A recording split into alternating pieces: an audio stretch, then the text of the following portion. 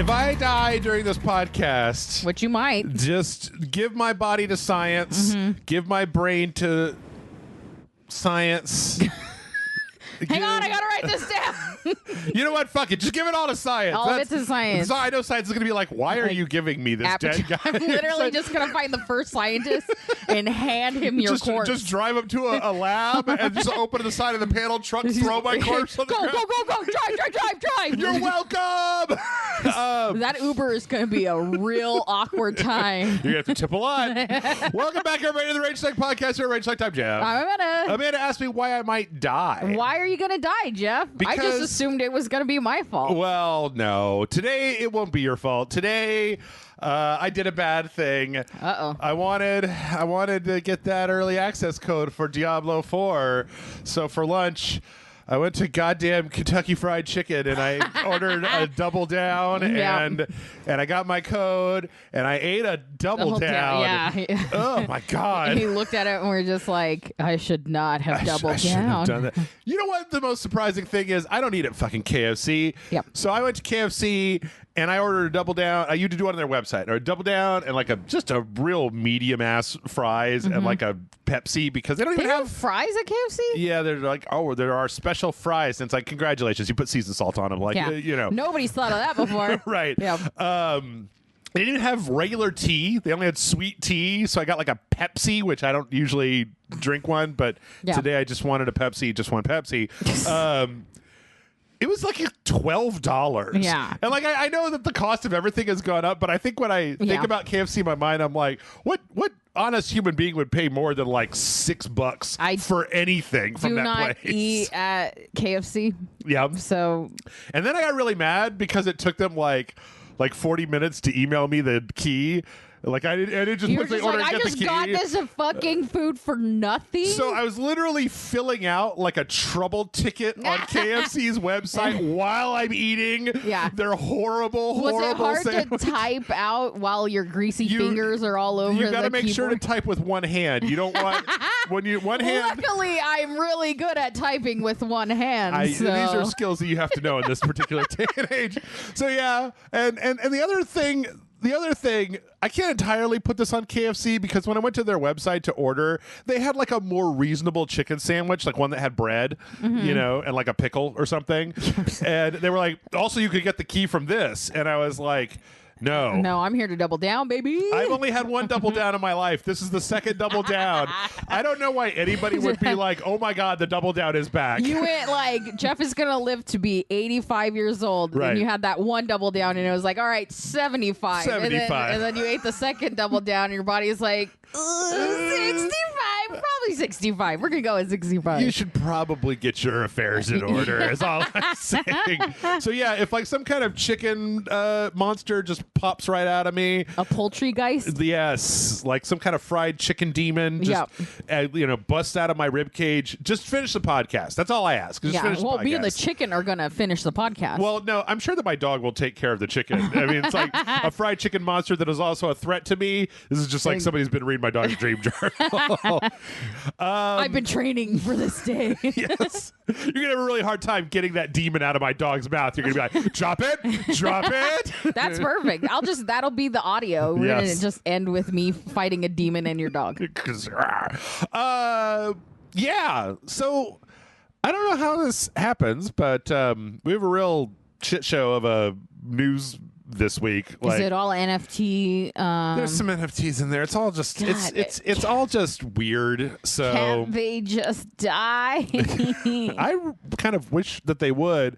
But before that happens, I watched 2 movies, and I'm going to talk about one of them. So you can tell me which one you want to hear about. Okay. And the rest of the audience can yell into the void. Yeah, they could get mad at me because I'm going to pick the one that they don't want to hear about. Yeah, let's do it. I watched Shin Ultraman, and I watched the Rude whatever. It's like the new Guy Ritchie movie that has Jason Statham and Aubrey Plaza and Carrie Elways and Hugh Grant, and it's like a spy movie, basically. The look you're giving me indicates you have no idea. I have no idea what the hell you're talking about. I've seen Shin Ultraman, and we talked about it on the podcast, if I'm not mistaken.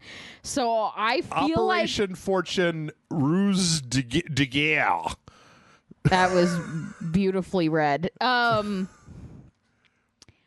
I've talked about Shin Ultraman. Can you review it in 5 words or less? Yes, don't watch it unless you're an Ultraman fan. Yep. Yeah, I agree. It was like a clip show. It went too fast. I wish they would have stopped. I wish they would have slowed the fuck down, mostly because I wanted to see monster fights that lasted for more than 90 seconds. But I'm sure if you're a fan of Ultraman, you're like, hey, it's that guy. Hey, it's that other guy. Hey, I like that guy. Yeah, it was kind of nice. So. Like, it's okay. I don't know. It was fine. Tell me of this. So, I have no idea what the fuck. Oh, yeah, also that one guy. What's his name? Carl Yules? No. The guy. Hugh Grant. No, the American guy. The Josh. I don't. Josh Hartnett. Hartnett, yes. Okay. Sorry, he was not on screen when you were asking me that. Yes. There's 2 other people that were. So, like, I actually like a lot of the. I think that The Gentleman is like one of Guy Ritchie's best movies. That was probably one of my favorite movies that came out that year. Yeah. Like, if not my favorite movie that came out that like 2 years ago. Last year, I think, or the year before, I talked about the Wrath of Man, where Jason Statham is he's like an armored car guard with a vendetta. It's like these people get killed, and it turns out that Jason Statham was actually a secret badass, and so he starts working for this armored car company. It's kind of a big John Wicky style thing. This is like the closest thing I think I can probably compare this to is the Gray Man or something like that, where it's like, we need to make a new super spy, like a spy organization thing. So Jason Statham and Aubrey Plaza and Cary Elwes and that other guy, I'm not sure what his name is, like Josh Hartnett is like a movie star that they need to like recruit to come on, because Hugh Grant is like an arms dealer and they need him as an intro into the blah, blah, blah, blah.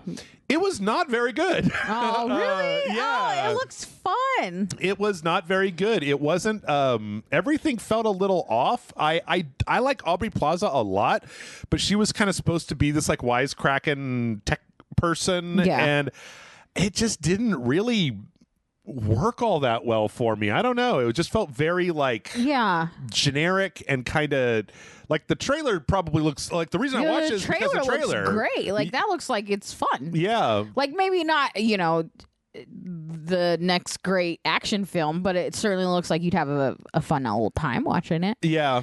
But it's very flashy. Everything that's shown, Guy Ritchie's great at making everything look good. Yeah. And it's a bunch of actors that so it's like I'm so easily duped. I also think that I mean, I don't know. I think Jason Statham might just be getting old, because I felt like his action sequences were a lot less like exciting, the transporter, and a lot more like the bank job. Yeah.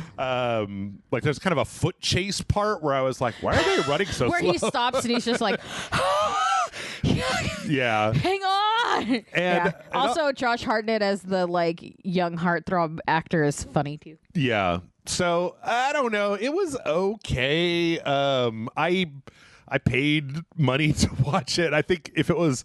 It's kind of like if it was just like one of those on, bullshit like, HBO Netflix, Max or something, yeah, you'd be like not as upset about it. And you're like hungover, and you just need to waste like 90 minutes, like with something that's moderate, maybe. But is it weird that I'm at the point in my life where if I'm like I got 90 minutes to just bullshit, and I want noise in the background, I'll just throw on like a podcast or like music. Yeah. Like I just feel like I don't want to waste my time on a fucking movie. I usually throw on YouTube. That's how I waste 90 minutes is with YouTube. Yes, I follow a lot of people that do fucking 40-minute YouTube videos. So I just like 2 of those, please. So yeah, I would say that if you're looking at the current VOD lineup, like the Puss in Boots movie is on Peacock, and like that's a way better movie than this one. If you're looking for something that's fun and action packed, but yeah, I didn't. It was. I mean, I watched 2 movies and they were both like, yeah, so, that's kind of a bummer, man. Yeah, that's all right. I got a lot of anime. It's all cool. That's true. How about you? Did you watch anything, listen to anything, read anything cool? No, I did listen to, I think it's a year old, but I did listen to, I think it's called Quiet Part Out Loud, the Monkey Paw podcast. Quiet Part Loud. Okay. It's a Monkey Paw, so Jordan Peele's production company. Okay. It's a podcast. It's a horror podcast, and it follows this guy that's like an Alex Jones type guy who. So it's like a fiction. Like it's a fictional like horror podcast, like kind of black tapes kind of thing, or kind like... of, yeah. So to me it played off a little bit like a little bit of a run of the mill Twilight Zone episode. Okay. Follows an Alex Jones type person who really gained popularity during 9/11, being like anti-Muslim and really reaching out to like, it's very clear he's like a Trumpy kind of very like right-wingy conspiracy theorist kind of guy, and then he kind of goes too far on air and then gets taken off air, and this takes place present day after he's like fall from grace, and then it turns out this like entity needs him to be the voice of like a new generation. The voice of a new generation. No, kind of the voice of hate. Okay. And it's kind of like, you're gonna listen to it. If you listen to it, it's kind of like all the beats are really like, okay, nothing was shocking. I was never like, oh, the development. I was just like, yeah, okay. One, you're not gonna get me to really like the Alex Jones guy anyway. Sure. And even like throughout it, he does get humanized along the way, but it's still not like, it's just too bad for you, isn't it? But the sound design is fantastic. They do this thing where it just gets like more crisp during key moments. So it just sounds like regular audio, and it sounds great, or it sounds horrible because he has like a little hand recorder thing. So it's like in his pocket, and they definitely make it sound like it's in his pocket sometimes.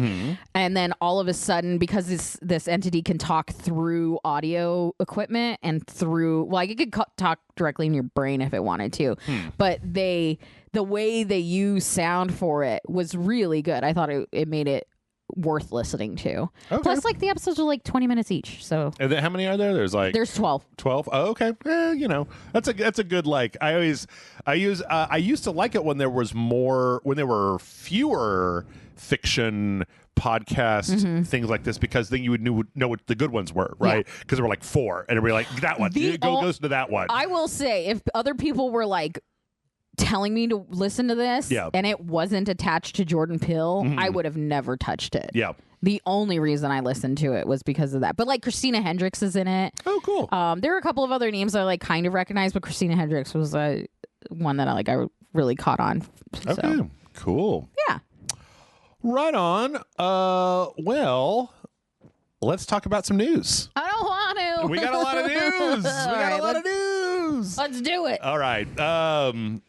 Starting with everyone's favorite, the Microsoft. Yay! Sorry, everyone. This is like the biggest thing. It's a potpourri week, so this was the biggest thing that was out there. Nice. So Microsoft has signed another 10-year agreement. They signed a 10-year agreement with Nintendo, right, to put Call of Duty on the Switch. They put a 10-year agreement with I don't know if it was 10 years, but they made some kind of agreement with NVIDIA to put stuff on the GeForce Now streaming service that they use. Okay. And this week, they signed a 10-year agreement with Boosteroid, which I think people are going to say, well, what the fuck is Boosteroid? Boosteroid is what happens when you sit on the toilet for too long and you start getting Boosteroids. You get the Boosteroid. It's a Boosteroid shower. Look out.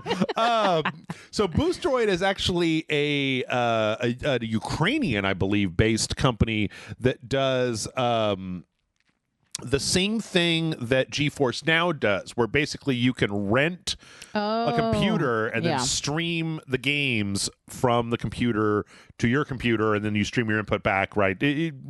We're all, I don't know what we call this, streaming gaming or something like that, like the Google Stadia and the PlayStation Now and GeForce Now, and they're all, everything's now. It's right now.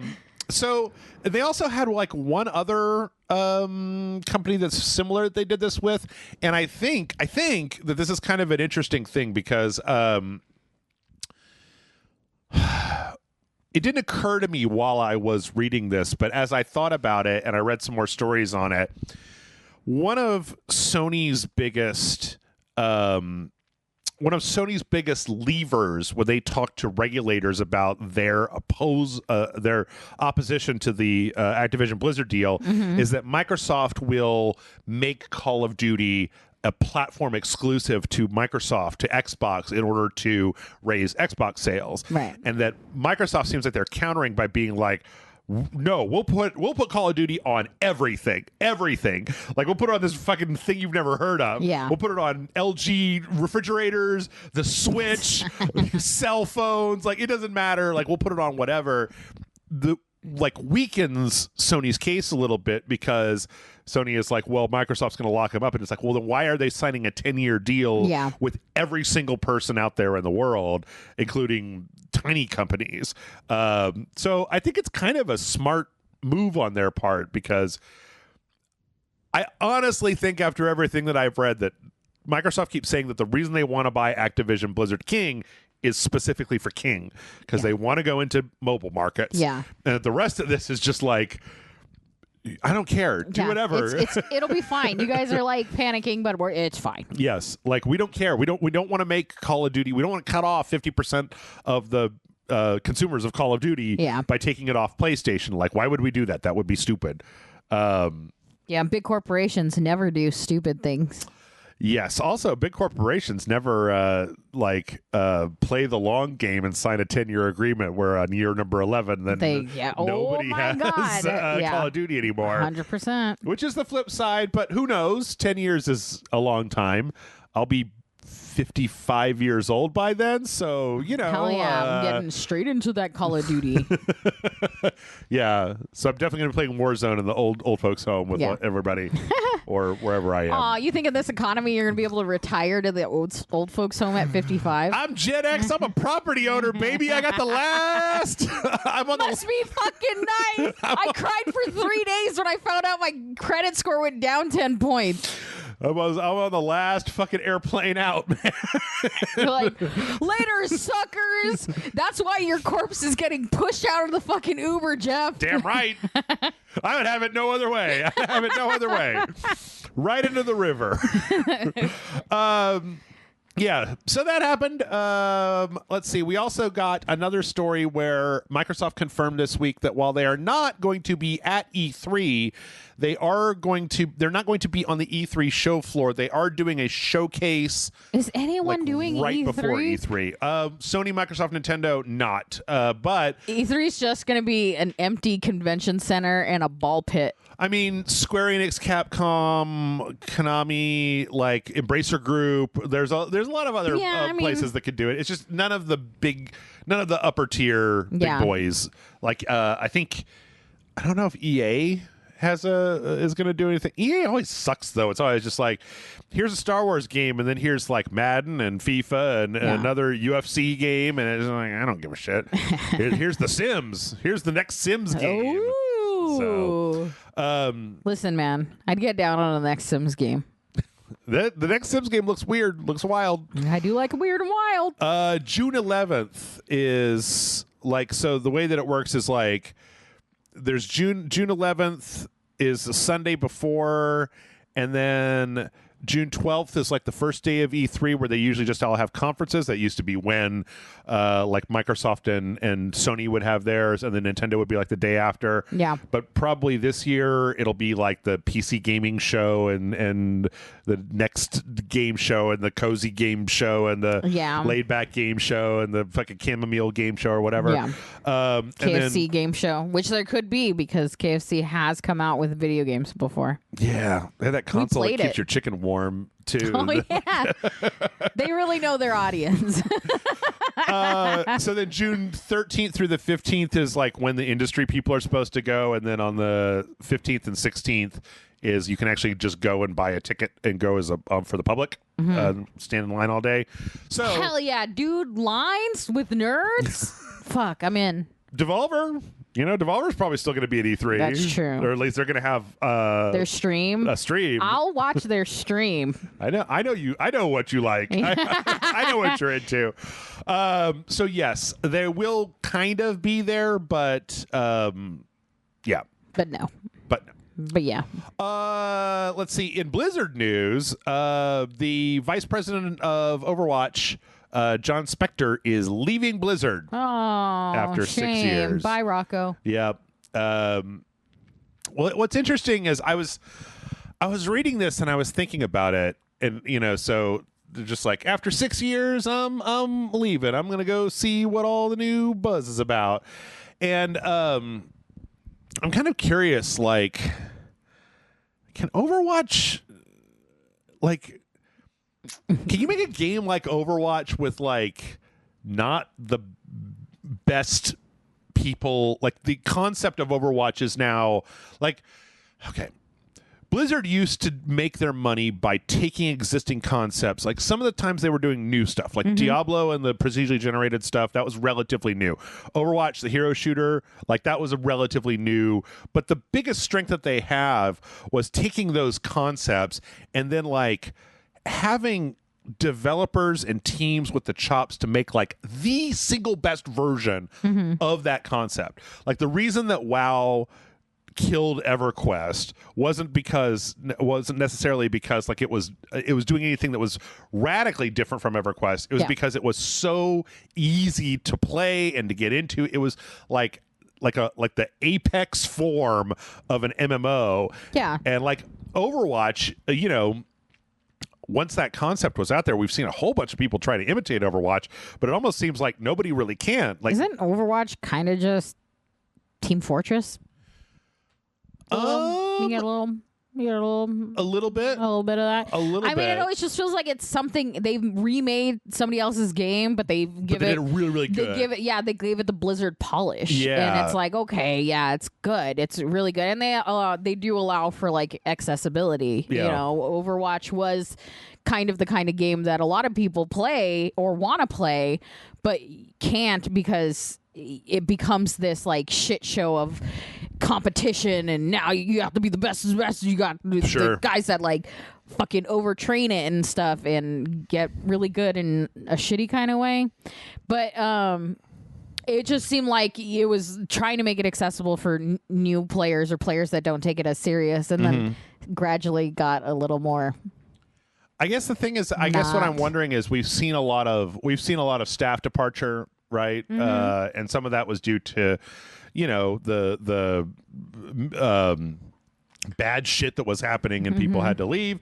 But, like, Jeff Kaplan wasn't on that list, and he eventually just left. And I'm wondering whether maybe I'm just late to coming to this as an analysis, right? Is that we've seen the Activision side of Activision Blizzard successfully push out enough talented people who were like sacred cows who you couldn't go against. You can't tell Jeff Kaplan, no, you need to put more microtransactions in, because it's like, no, I run this shit. Yeah.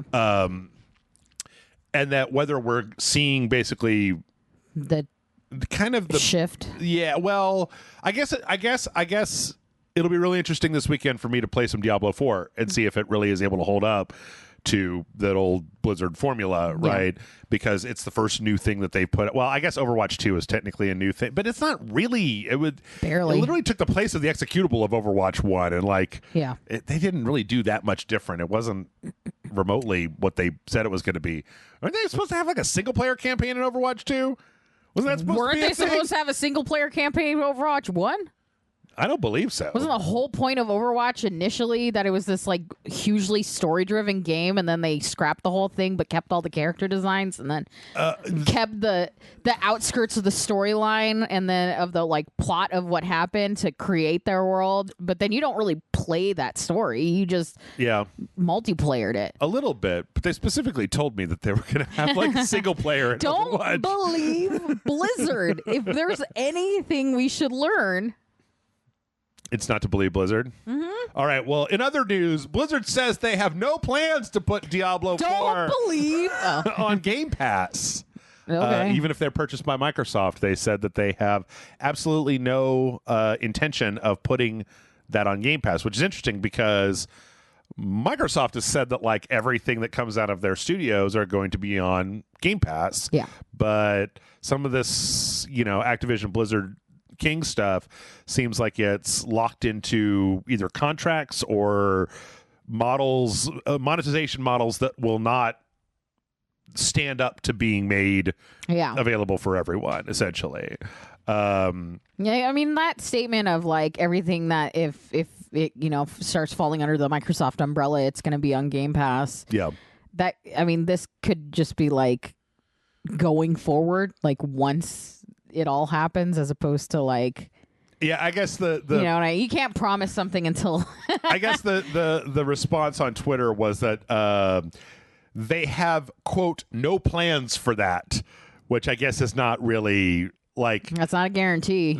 I know how corporate speak works, and it's just like I don't have any plans for that. Yeah, that shit is like the pro wrestling equivalent of, well, never say never. Yeah, so which I hate. Who knows? Let's see. Back to Microsoft. Ghostwire Tokyo is getting a new update called the Spiders Thread update. You love spiders. Yes, I'm such a fan. It's supposed to add like a little bit more story to the main game, some new mechanics, some new stuff, and then like a kind of a challenge mode called Spiders Thread. All that's happening on April 12th. But the big news that kind of came out of this is the fact that Ghostwire Tokyo is coming to Game Pass. Yeah, good, because I haven't played it. I haven't. Did you want to? Yeah. Oh, okay. Yeah. I was really looking forward to it. Okay. I like the initial trailer that we got way back when. Yeah. Because it's spooky. It's a spooky game, but it doesn't look too spooky. It's medium spooky. Well, I don't know, man. A lot of horror games right now is a lot of like, and you stare down a dark hallway for 20 minutes, right. And it's like, all right, yeah, that's like cool in a movie, but I don't want to be the person holding the butt. I don't want to be in control of this shit. But you know, when it's like action spooky, it's kind of more fun. You don't want to be the person holding the butt? The buttons. The buttons. Pushing the buttons. Okay. Sorry. Oh, it's that Ultraman. There's that lady in there that just keeps grabbing her ass. She does slap her ass a lot. Yeah, so April 12th is finally going to be coming to the Xbox. It's going to have some new updates. I think that's a good move because I thought that it became monotonous very quickly because there wasn't like a huge number of different powers to use in the game. So you kind of just ended up using the same like 3 or 4 powers over and over again on everything that you ran into. And then it was like, okay, here's a map with a bunch of little subquests on it. And every quest is like, go into here, use one of your 3 powers on the guys that you find, the end. And it was like, So I don't know though. Maybe go back and give it a second try. Let's see how it goes. But actually, you can play it not just on the Xbox because it's also coming to PlayStation Plus next month. Nice. So their whole big thing is going to have Ghostwire Tokyo, Rage 2, and Immortals Phoenix Rising, my favorite game that everybody should play. Get up on that Phoenix Rising train. Yep, as well as some other stuff. Actually, this is a pretty good chunk of stuff because they've got the Uncharted Legacy of Thieves collection, which is Uncharted 4, and then the spinoff with Nadine and Chloe. We played that. Yeah. Chia, which is... Chia. That's coming, I believe it's like next week. It's like Mario Odyssey, but you play as like a little girl on an island, and you like jump into like birds and snakes and fish and stuff, and it seems pretty cool.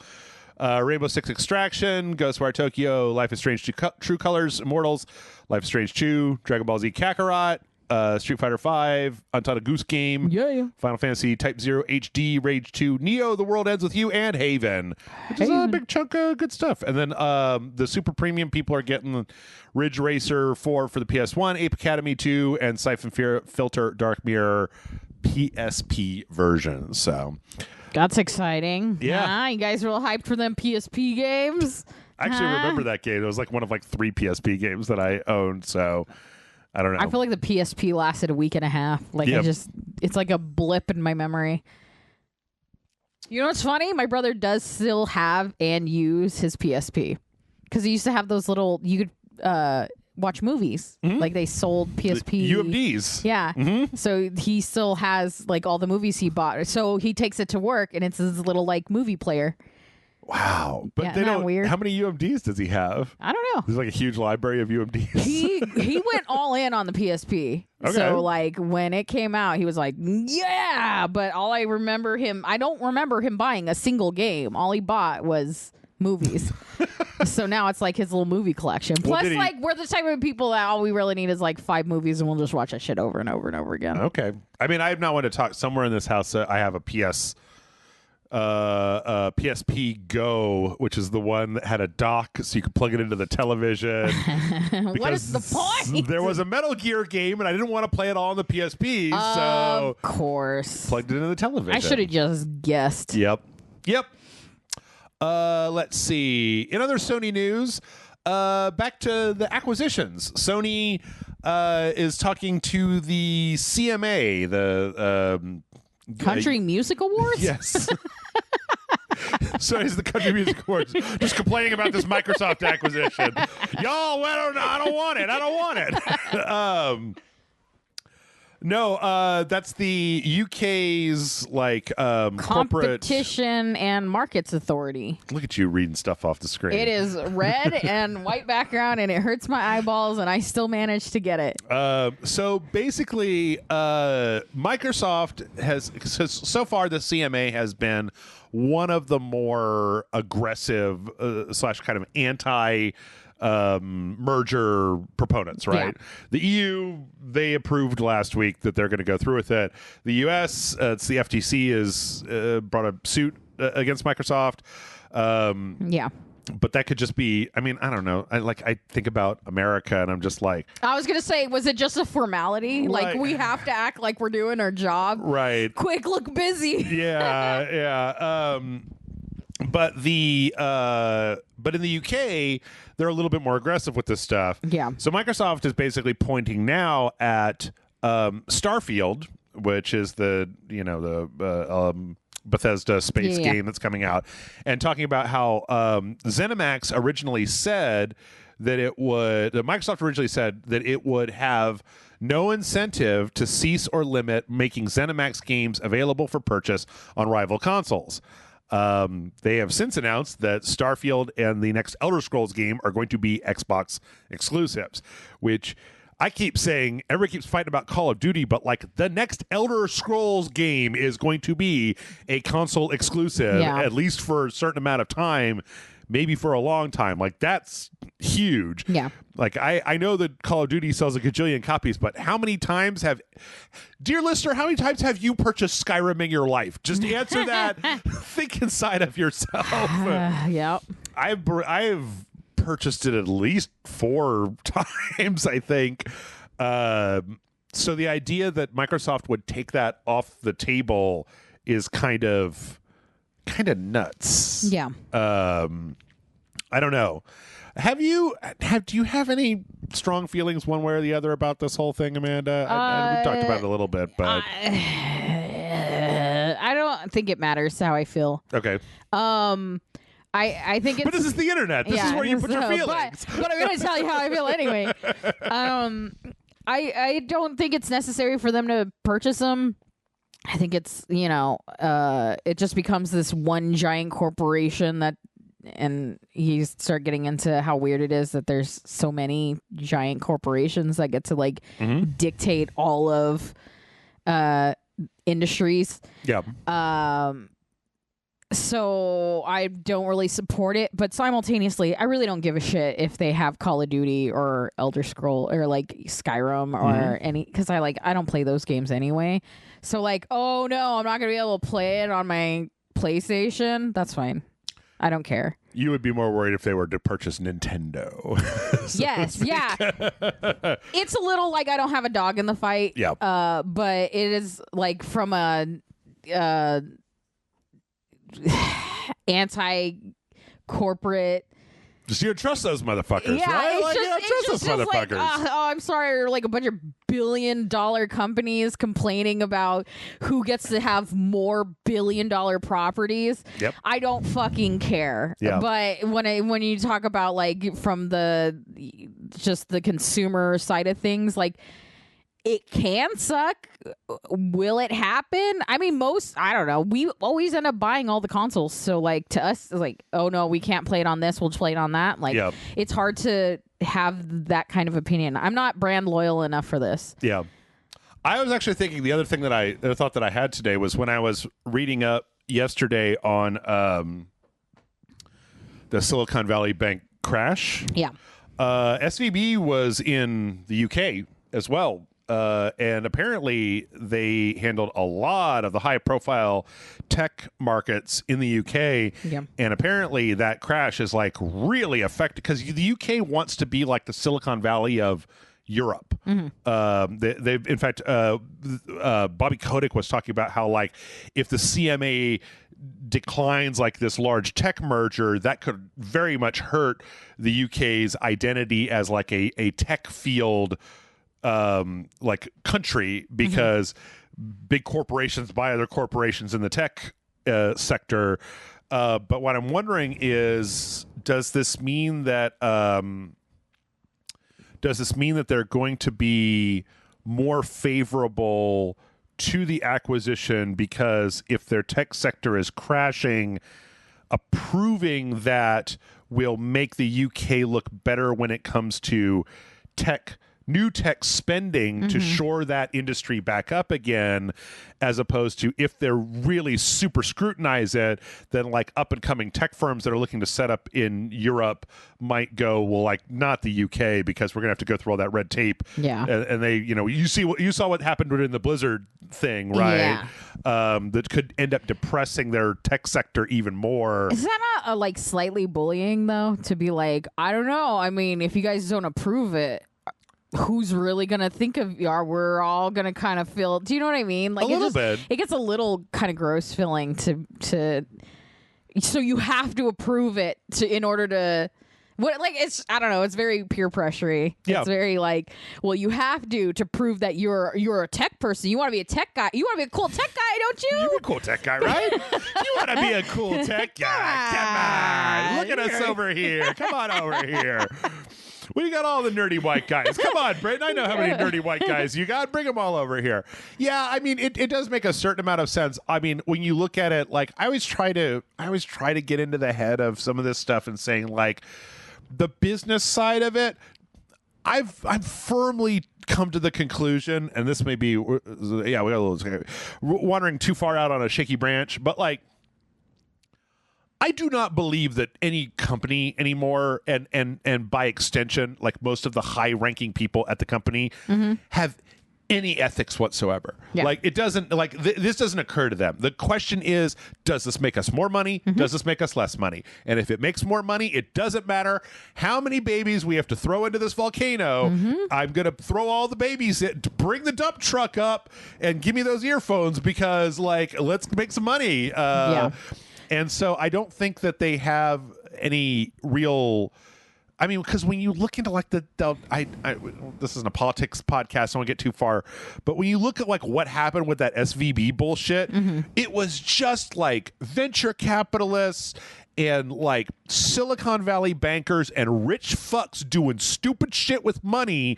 And I when I finally understood the story, I went, did we not learn in 2008 not to let these rich fucks do stupid shit with money? But apparently, no, we did not. No, well, because if you're rich, you can do whatever the fuck you want. Yes, we did learn. But then in 2018, when we had a very pro-business Congress and president, they decided to repeal the exact laws that would have kept exactly what happened from happening. Yeah.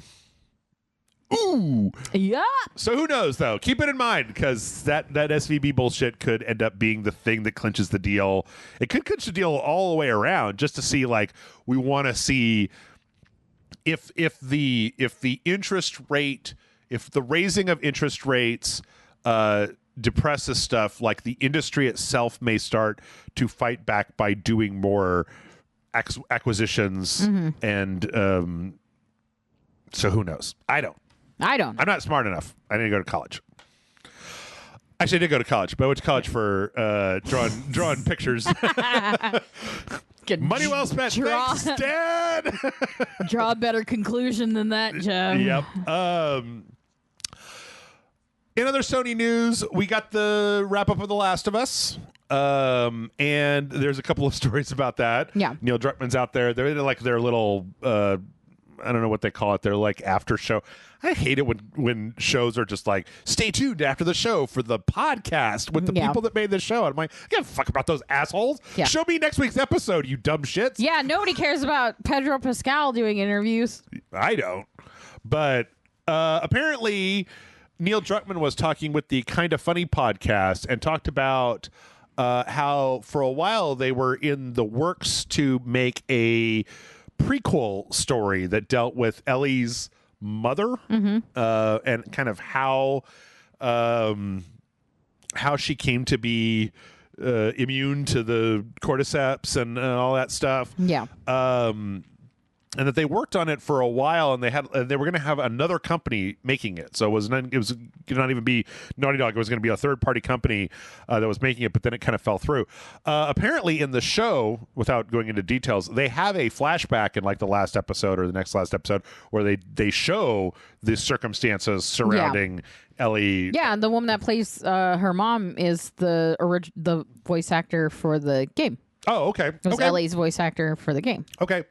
I brought this up because there was a bunch of Last of Us show news, and then I read through. I'm not watching the show. I don't watch the show. I think this is a fucking terrible idea.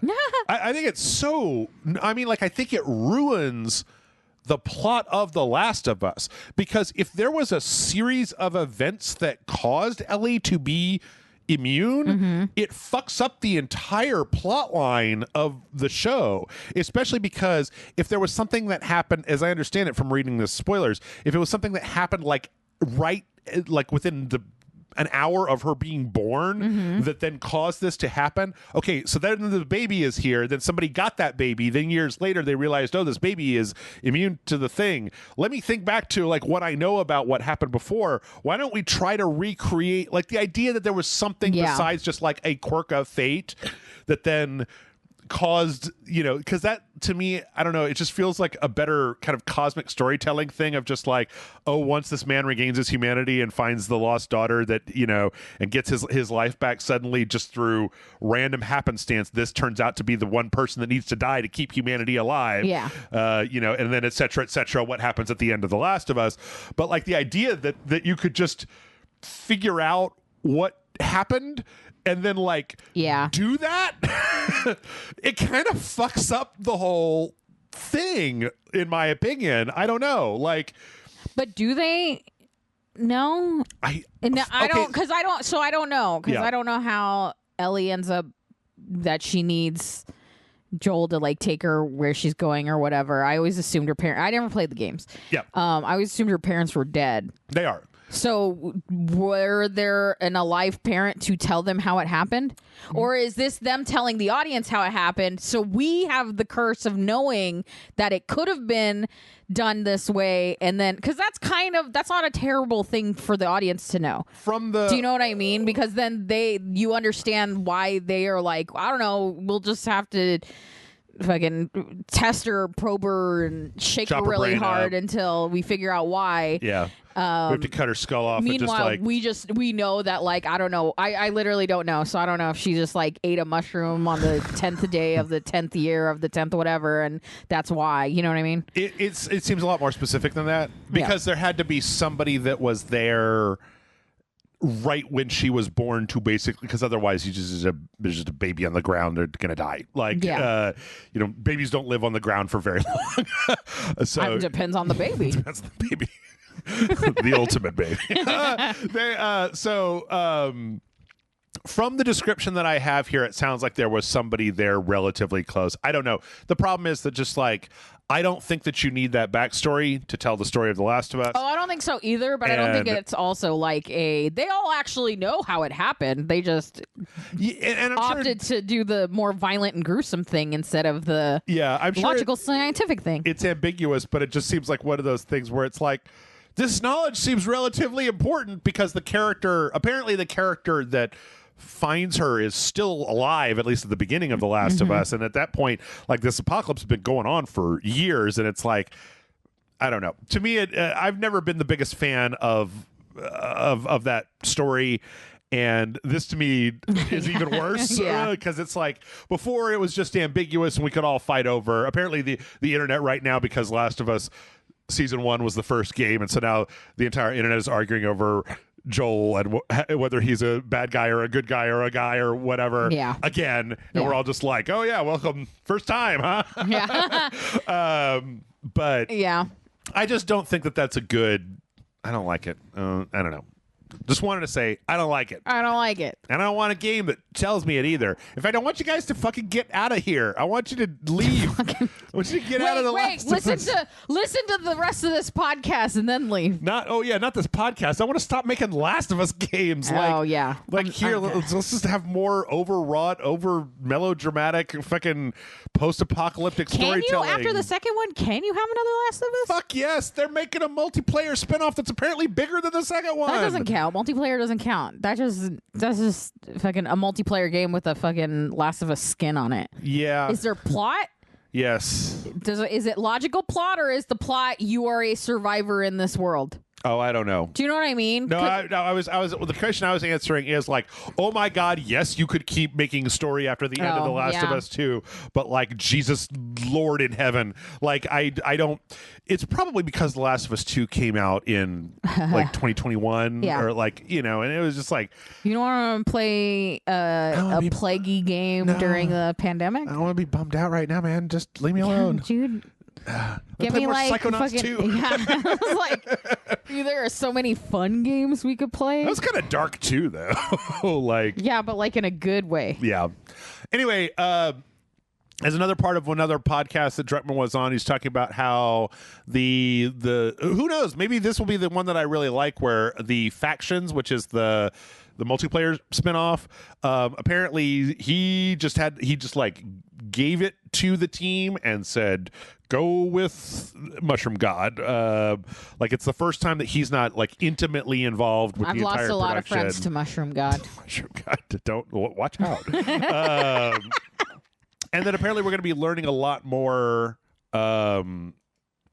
this year about it, which is good because that's exciting and fun.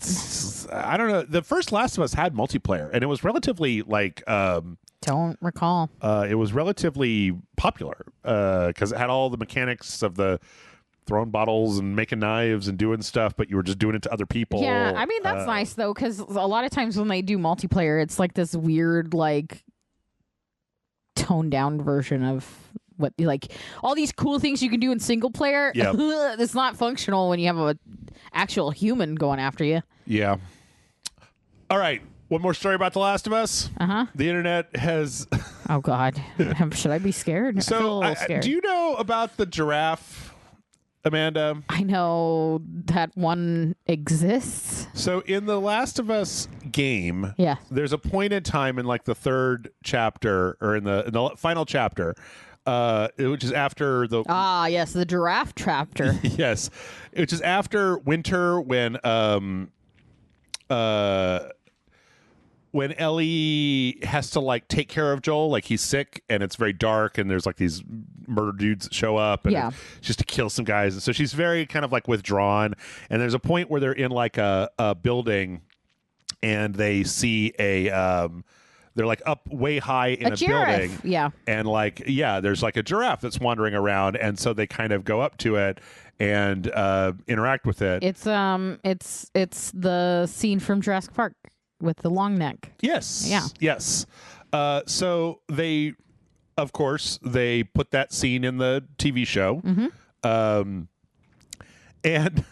it's funny because they put it on the TV show and everybody was like, oh man, that's a crappy looking CGI giraffe. That giraffe is so fucking fake. I'm so tired of actors just on a green screen, like looking at fucking CG giraffes. Yeah, it's a real giraffe. It's a real giraffe. Yeah, it's a real giraffe. I saw for some reason I've seen the behind the scenes of this, and I saw the that they put him on like a they went to like a zoo and they put him on like a blue screen and then they had the giraffe he's just like walk within the enclosure of the zoo if I'm not mistaken, and they just they have just blue paneling everywhere. The CGI was just to put in everything else that was not the giraffe, but it was actual real giraffe. That's pretty cool. Giraffes are pretty cool. Giraffes are neat. They are kind of dinosaur like though, aren't they?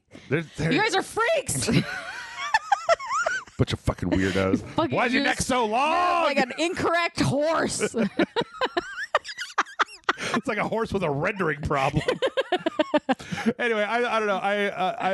I think that's also, it was interesting. This scene, watching this one scene on YouTube might have made me more interested in watching the show just because it's a very nice little scene, and I hadn't seen literally anything about that show. Yeah, I mean, I've seen everything about all the actors and behind the scenes stuff. People are hyped as shit about the actors that are in it beyond Pedro Pascal, but also like, what's his name? Ron Swanson. Can't think of his name. Nick Offerman. Nick Offerman being in an episode or two, and I don't know, like I just don't care.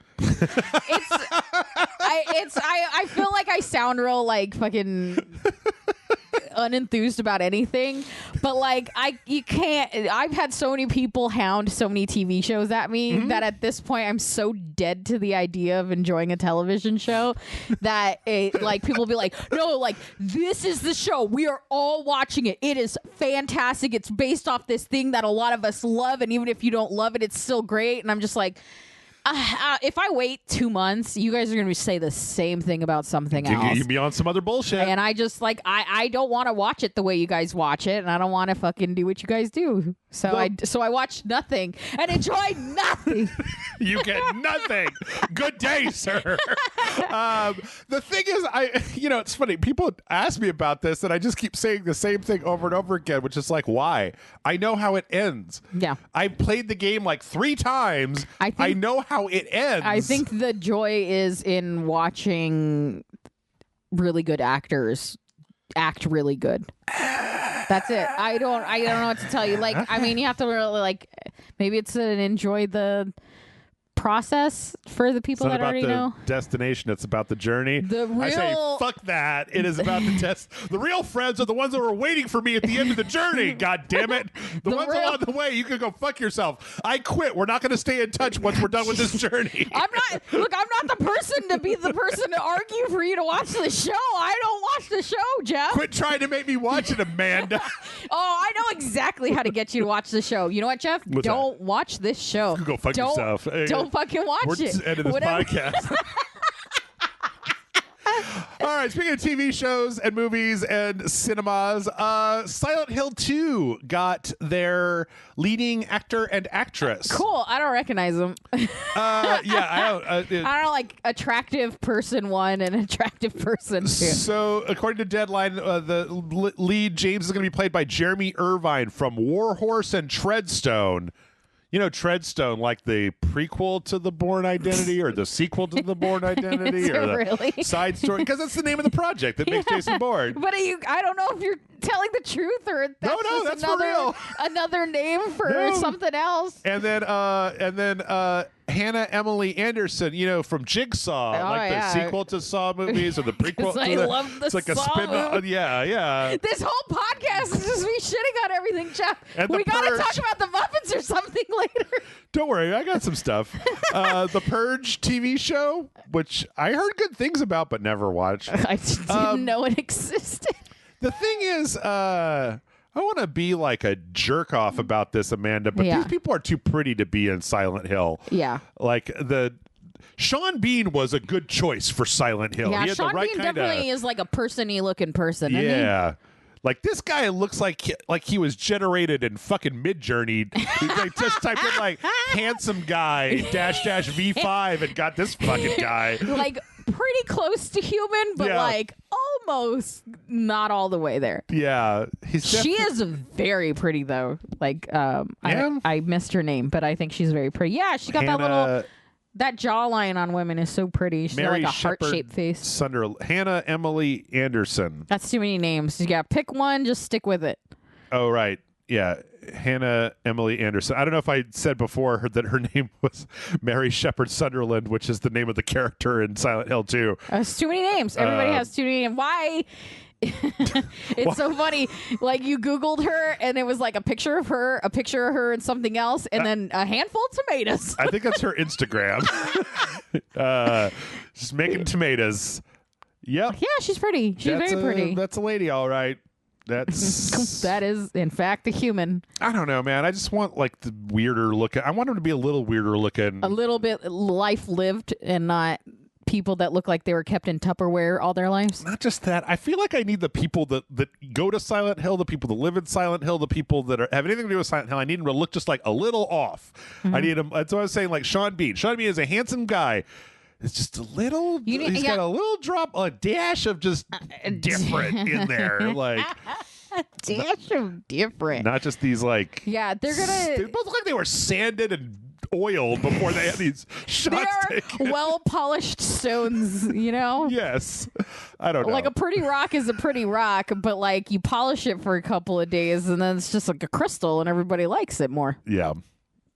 I don't know. And then you crack them open and they're geodes inside. I don't know. Maybe it'll be fine. Because I don't know. Are you familiar with Silent Hill 2? Do you remember what the guys look like? I don't know if I know. Here, let me see if I can find. I might if I see them, but it all blurs into one hill. Here's James. I was telling my coworkers about. Yeah, these are like the mains. Oh yeah, there's like people looking. There's some people looking. Yeah, people, they look like if fucking Leon from Resident Evil didn't get any sleep. Stopped working out. Just fucking. Speaking of Silent Hill, though, I was telling my coworkers about Romancylvania and the one air horn merp. Yep. And then for some reason they started talking about Silent Hill later, and then they were like, well, what if we did like an air horn, and what if it was an air horn instead of a siren? And I was like, but what if it was just the one annoying and then it's like, do you hear that? The darkness is coming. Things are going to be different. Just like a horrifying fart noise just in the distance. I need to go back and just redub the Silent Hill movies, that whenever there's like static, it's just like, oh man, what is it like? It was like Turn Down for What, and then just a bunch of air horns. Whatever the I was saying it would be like party rock. Yeah. You just get party rock anthems. That was my first thing, but I don't want to be a cliche of myself. Well, I'll be a cliche of you, Jeff. Okay, good. Thank you. Let's see. In other Silent Hill news, Bloober Team. The CEO of Bloober Team, Piotr Babieno, I don't know, did an interview last week where they talked about maybe wanting to do more Silent Hill remakes. Hell yeah, Bloober Team. To which I respond, maybe let's just see how this one works out, and then we can make a decision. Hang on, let's not be too hasty, guys. That's fair, honestly. I mean, yeah, they're remaking Silent Hill 2, and the thing is that I am serious when I say that not just being like a shitbag, but like if you can remake Silent Hill 2 and most people are happy with it, not all, they will never all be happy. Yeah. They're going to be like, James's scruff was 20% harder on the right side of his face, and this just ruins everything if you know the lore. Like, if you can make a Silent Hill 2 remake and people generally like it, then yes, go forward. But I don't even know what you do, because there's Silent Hill 1, Silent Hill 2, Silent Hill 3, and then The Room. And as I understand it, most people are like, Silent Hill 1 was good, Silent Hill 2 was the best, Silent Hill 3 was pretty decent, 4 is acceptable, and then all the rest of the games are trash. And it's just like, well, I guess you could remake 1 through 4. I guess that's what Resident Evil is doing right now. Yeah. But I don't know. Apparently their first, I didn't know this, but apparently this was a IGN article was out there. The first game that Bloober Team made was this really, really terrible. It was like, it got like a 2.0 on, it's called Basement Crawl from 2014. Like IGN gave it like a 0.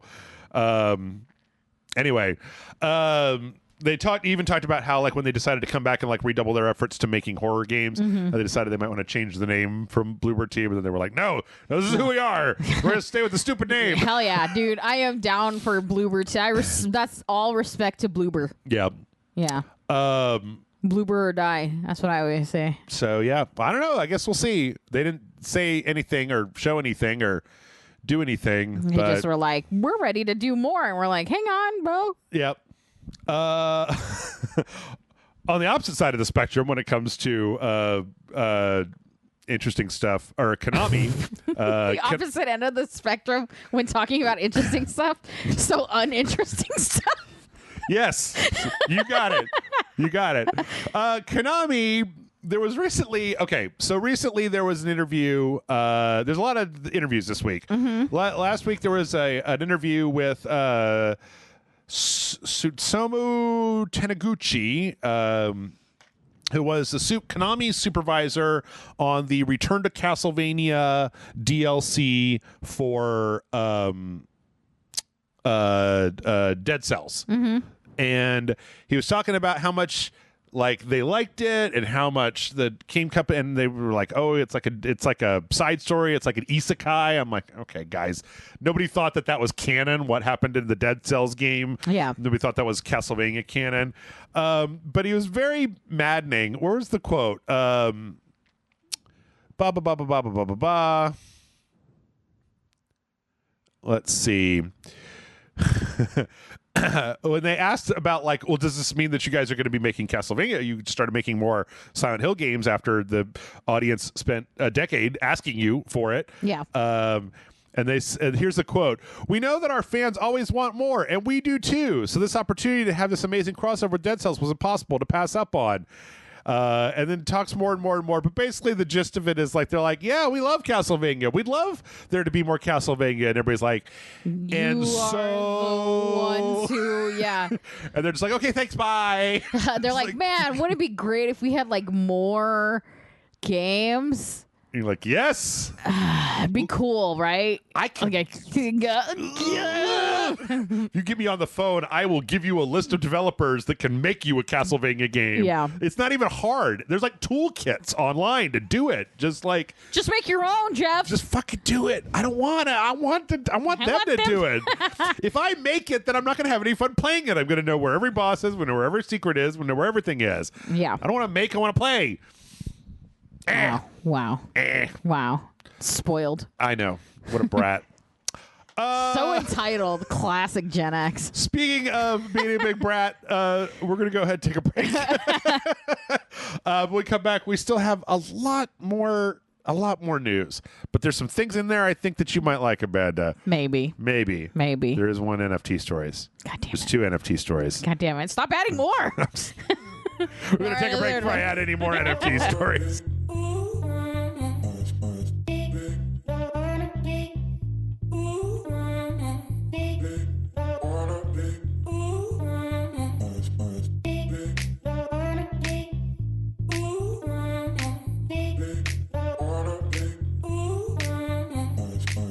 And we're back. Yeah. Yes, that's right. We are. And we have more news. We have more news yet to go. The news never stops. The news does not stop. Last week we had the news that there is something a-brewing in on Steam when it comes to Counter-Strike. Pot of coffee. It's just tea. You're just brewing some tea. Because we had some listings for Counter-Strike Go 2 on a few different places, as well as somebody with insider information. Well, this week, there was some new developments on that, which was basically it's kind of hard to... the change branch, the change list... So this is like a programming thing where they like publish changes that have happened in the programming branch. It happens a lot in different places. People are just like watching that shit like a hawk or something? Yep. Okay. Notice that the Source 2 engine has been added to the developer pre-release branch of Counter-Strike Go. All this seems to indicate that what we're going to be getting is what I was talking about last week, which is the current Counter-Strike Go, but on the Source 2 engine. So Valve made a big update to the Source engine. Source 2 is the engine that did Aperture Desk Job was on Source 2. Okay. And the big thing seems to be that this is like maybe going to be a new version of Counter-Strike 2 or Counter-Strike Go that looks better but can probably still play with the original one, and then we'll see a slow transition over to the newer engine.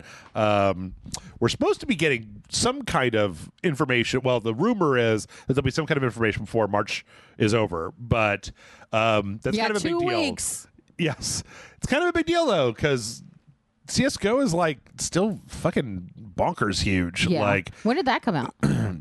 Well, I mean, the thing is that, like, Counter-Strike, I've been playing Counter-Strike since it was in beta. I went to Europe when I turned 21 in the year 1999. Oh, my God. And when I came back to town, my friends were super duper into Counter-Strike, and I played it with them. So, like, that shit has been around for more than 20 years. Yeah, shit started in Y2K. Yes. Pre-Y2K. They were playing like beta 4 by the time I got back or something. Damn. So like at some point it transitioned over into like full-on CSGO, and that's been going on for a long time. There was another story this week that I cut that was like somebody paid like $140,000 for a weapon skin in CSGO. I don't know. Anyway, some people don't deserve money. It's basically, it's a big ass deal that I don't really know that many people that engage with. Like, none of you guys are into it. Yeah, no. The Discord doesn't seem like they're super duper into it. Like, it's kind of like Call of Duty, right? That, like, I know it exists. I know it's a huge thing. It's wildly popular. I've never met somebody that was super into it. Yeah. I don't associate with those kinds of people. Let's see. Red flag. What do you play? Red flag. Not going on a second date with you. Red flags all around. Another online FPS news. The Stalker 2 team got hacked by a pro-Russian group. So Stalker 2 is being developed by GSC Game World, which is based in Ukraine. Apparently somebody managed to hack their system and grab a bunch of stuff, and then they did the kind of the ransomware thing where they had a bunch of demands that they wanted, but their demands are so I don't know, man. Maybe I just don't live in that part of the world and it doesn't occur to me, but they seem like really goofy to me. So according to this Polygon story that I'm reading from, the demands were that the company needed to soften their attitude towards Russian and Belarusian fans. They wanted to unban one specific account on their official Discord server, and they demanded an official. Were they hacked by a 13-year-old? Yes, and they demanded an official Russian language localization patch for Stalker 2 comes out later this year, but they wanted like instead of like, oh, I have to play it in Ukrainian with like Russian subtitles, because it does have Russian subtitles. Yeah. Like, we want a Russian language option when the game comes out. Like, no money, no crypto, no normal bullshit. Like, concerning, this is almost like a suggestion card that they, sent to corporate and not a actual ransom. I wish more ransoms were like this. I like soften your stance. Right. Like, what could that even? You could be more specific. Yes. I've hacked the source code of the RageSelect website. Well, what are your demands? I want you to announce that you officially hate pineapples on pizza. I want to be unbanned off the Discord server. I would also like you to put Greek subtitles on all your videos. And be like, what? No. Yeah. just no. Do whatever you want. I'm going to do an entire series of videos of me eating pineapple on pizza. Right. And the only subtitles are going to be fucking French. That's right. God damn it. So GSC Game World basically put out a statement saying, like, yeah, we don't negotiate with terrorists. We don't do any of that bullshit.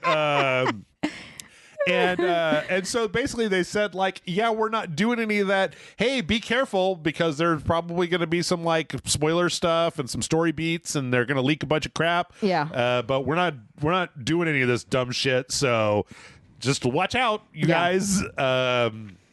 And yeah, I'm like, okay, cool. Yeah, what a weird reason to hack. I mean, sure, but also why? I'm gonna do that. The thing that really gets to me is I understand we want you to stop talking shit about people in Russia because I'm sure there are some people in Russia who are not directly involved in the war. Yeah. And then blah blah blah blah blah. Right. Yeah. I understand. Even I want to have a Russian language version because I don't like reading subtitles. Everybody gets people get pissy. The one that's weird to me is I want you to unban this one account on Discord. It's like, who could it be that has our source code? Maybe it's just a friend of his. Yes. They're just like, okay, I'm writing up my list of demands. Okay, so we've got the Russian language thing. Free my friend, Chunky Lover 69. And then, like, Dimitri is like, hey, can you get me on band while you're at it? And he's like, yeah, I'll just add it in there. It's fine. It's fine. What's your Discord handle? What's your Discord account? You couldn't even come up with more than one name, Like, if it were 5 different people on Discord, at least, you'd be like, okay, makes sense. Yep. Let's see. In other controversial news, we had a game last week. This is a really strange story. There's this game last week that came out March 10th called Bleak Faith Forsaken. And it is a Souls-like game. And it came out. A little too Souls-like? And people noticed that it seems that the characters in Bleak Faith are using exactly the same animations as characters from Elden Ring, as some of the enemies from Elden Ring. You can't sneak shit past gaming fans. Well, not Elden Ring fans. Yeah. My God. No. I mean, it's like that side by side. You're like, yeah, that shit's blatant. But yeah. So the thing is that it wasn't like the entire game. It was like a few bosses and a few weapon animations and a few things here and a few things there. It's called an homage, guys. So what was interesting was that if that was all, like, it wouldn't be the first time that a game company has plagiarized another company. You can decompile the assets, get the animation files, apply them to your own models. The thing is that Archangel Studios came out and they said, wow, we bought those animations off the Epic Game Store. Oh. Like, this was less than like 10% of the game animations. We were just looking to shore up what was left. The Epic Game Store has animations. We went and bought the ones that looked like they were good.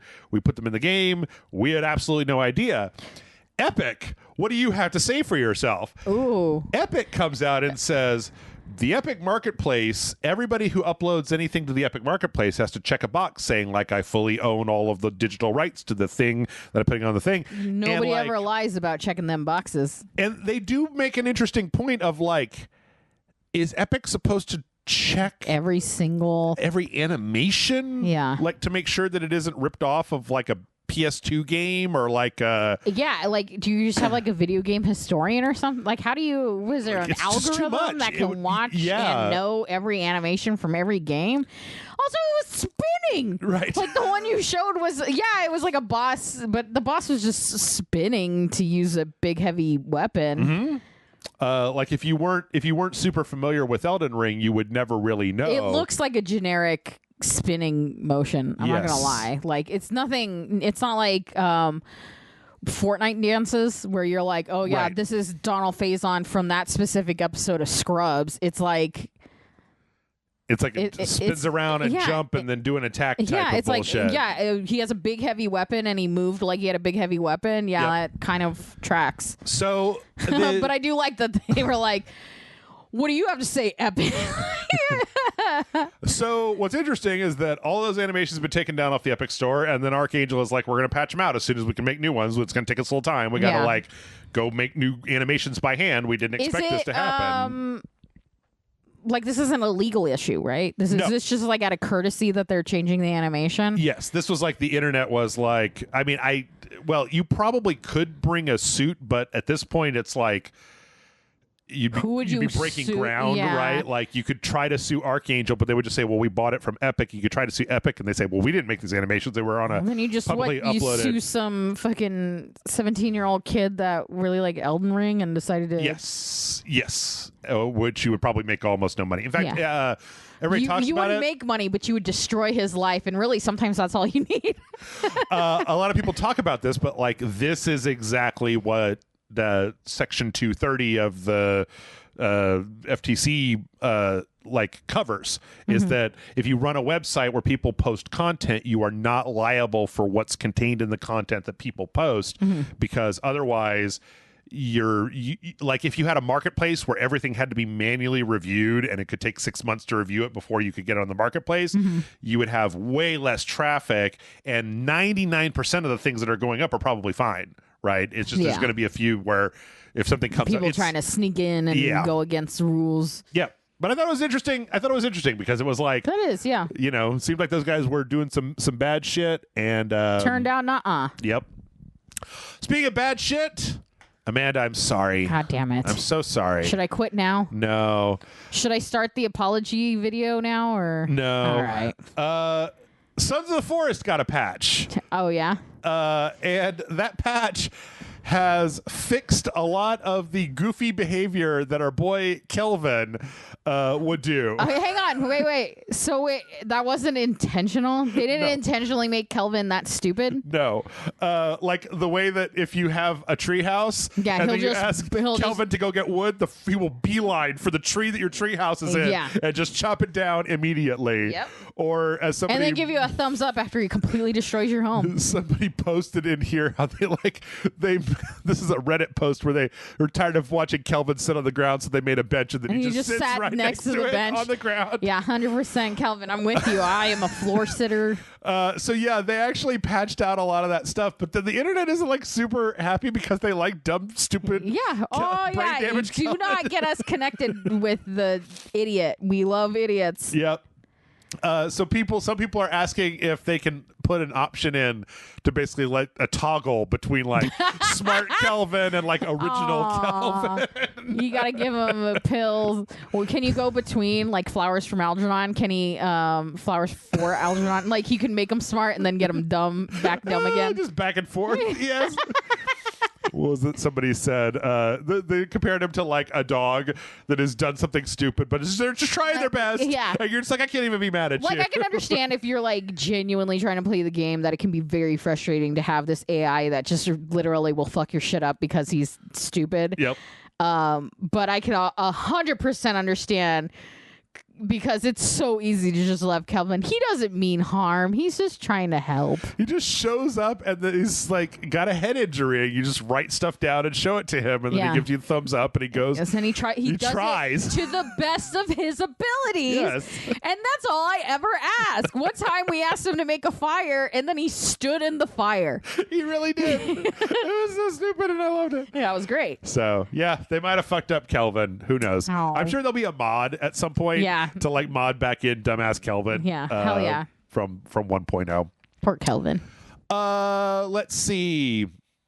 There's a lot of weird assorted bullshit. Let's see. How much time do we have? We have some time. There was an interview recently with the Dead Island 2 devs, Dambuster Studios, which that game is getting ready to come out. Talking about how it detailed the timeline on Dead Island 2. So like Dead Island 2 was announced. It was announced in like 2014. It was one that had the that was 9 years ago. The trailer with the guy running, and then all the zombie stuff is happening behind him. Yeah. Oh, yeah. God. So that was announced, and then like I think Jaeger was the first group to work on it. The Spec Ops The Line guys, they worked on it, and then they went, I don't want to, and then they left. And then there's a studio called Sumo Digital that made a game that we played one time called Hood. It was like a Robin Hood 4-player co-op game. Okay. They worked on it for a little while, and then they said they didn't want to do it. And then finally, the Homefront the Revolution guys, Dambusters, came in, and they picked it back up. And they had to start over from scratch, I basically. can imagine. Because what was there was not usable. They kept a few things like the LA setting, but other than that, they just kind of started from the ground up. But then they talked in this interview that was kind of interesting about how like they've had a very positive response once that game was announced. They started showing it, that like the community was so relieved that the game was finally coming out that they didn't get any like real hate about it. They were just like, oh my God, I'm so excited this is happening. So, but what's interesting about it is that they took over in like 2019, I think. So when you look at it, it's like, oh, it's like it was a 4-year development for a AAA zombie game. That's about sounds that's about par. normal. Yeah. So yeah, and we'll be finding out very, very soon if it's any good. I've read some stuff that's pretty good about it. So. I don't remember hating the original Dead Island. I just remember the trailer did more for it than the actual game.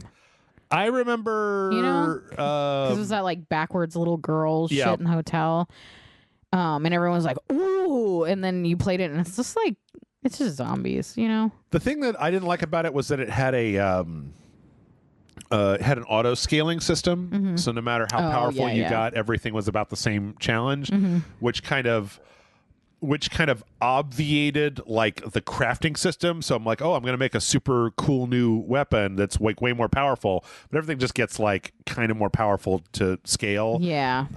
So it ends up just being like sometimes you just want to feel OP. Yeah. One of the things I loved about Dead Rising 3 was one of my favorite games was because you get those crazy ass weapons that just mow down just gajillions of zombies. Yeah. So that is a satisfying feeling. Is indeed. Let's see. We had another interview. Oh, good. It's all interviews this week. This was the Monaco Anime Game International Conference 2023. Oh, it's an acronym that spells magic. Okay. There was like there was an interesting interview. There was an interesting kind of panel that happened with Hironobu Sakaguchi and Koji Igarashi. Sakaguchi is the guy that made Final Fantasy, mm-hmm. and Igarashi is obviously Castlevania, talking about stuff. And there was an interesting kind of Sakaguchi had a kind of an interesting take on why Japanese games used to be better. Mm-hmm. And he specifically talks about how in the opening days of the kind of home console releases, the console manufacturers were based in Japan, and because you'd like Nintendo and even when you had Sony and stuff like that. Yeah. And so the game developers that were in Japan could basically just like pick up the phone, get in touch with Nintendo and ask them questions and talk about how the consoles were laid out and whatnot. But then there was a shift that happened where in the like the PS2 original Xbox era, and then kind of the PS3 and Xbox 360 era, where things started to focus, start shifting more towards PC development, and the Japan was never a PC centric market. They were more about the consoles, because it would all evolve from like Nintendo and the toy manufacturer as opposed to the productivity PC then also that plays video games. So then once the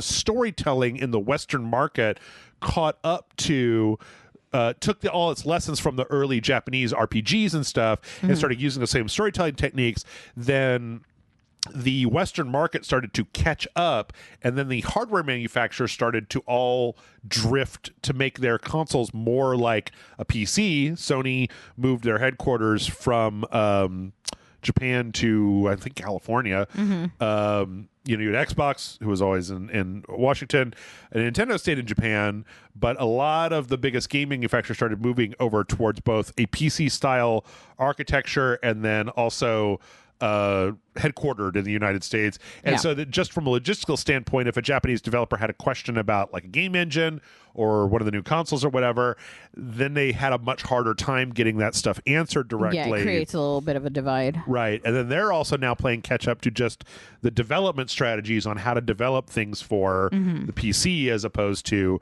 consoles, which is interesting. It is, because it makes sense. Like, I've often wondered for a long time why in my childhood / adolescence, like all my favorite games were from Japanese companies. Mm-hmm. And then like as time has gone on, there's a lot of new Japanese games that come out that I can not stand. Yeah. And I'm wondering if this might have something to do with it. Sakaguchi also talks about just like wanting his games to be Japanese specifically, like wanting them to be from the culture of Japan, as opposed to trying to ape the American culture, how there just like straight up is a cultural difference between those two different development styles. Yeah. So I don't know. It's interesting. It's an interesting read. It's on IGN. Yeah. It's I don't know. There's not a lot more to say about it than that, but yeah, it's just super interesting. Yep. Let's see. Speaking of RPGs, it's time to talk about Square Enix. Yay. Stop me if you've heard this one, Amanda. Stop. Square Enix, like, no, seriously, stop. Square Enix is disappointed at the sales numbers of one of their video games. Well, aren't they always disappointed? When was the last time anything made them happy? What do you want? What would make you happy, Square Enix? What would it take? Yep. Apparently, Forspoken didn't sell as well as they thought it was going to. Don't even know what Forspoken is. You probably saw it. It's like the lady from New York that gets transported. She's got the chatty bangles. Yeah. I think every time you and I talk about Forspoken, I make you retell me what Forspoken is because I forget every time. Yep. The idea that they thought that game was going to make a lot of money to me shows that they don't have any fucking clue how video game audiences spend their cash. Yeah. Also, I don't think they did a great job with the press for it because I constantly forget what it is. Yes. So that's interesting because there was a tweet that somebody first off, we could say in the second half of last year, Square Enix released Diofield Chronicle, Valkyrie Elysium, Star Ocean: The Divine Force, Harvestella, Tactics Ogre, Dragon Quest Treasures, and Crisis Core Final Fantasy VII Remake. That is, each one of those is a long-ass RPG. Like, just logistically speaking, those aren't going to sell as well as... Yeah. Each one of those is not going to sell as well as something that people are actually interested in. Like, how many of those games I just listed off have you even heard of? I think we played most of these on RageSelect. We didn't play Star Ocean, but not outside of that, no. But yes, in this is a Kotaku article talking about that. There was this tweet from this person called Yuko from Nichijou, who said, I see it's time for another round of why do Square games not sell discourse, and the answer is not that they need to make less or bigger games. It's because they're galactically bad at marketing. Why is Octopath Traveler 2 not doing as well as Octopath Traveler 1, Bravely Default 2, Triangle Strategy, and Live Alive, even though it's multi-platform and a better game?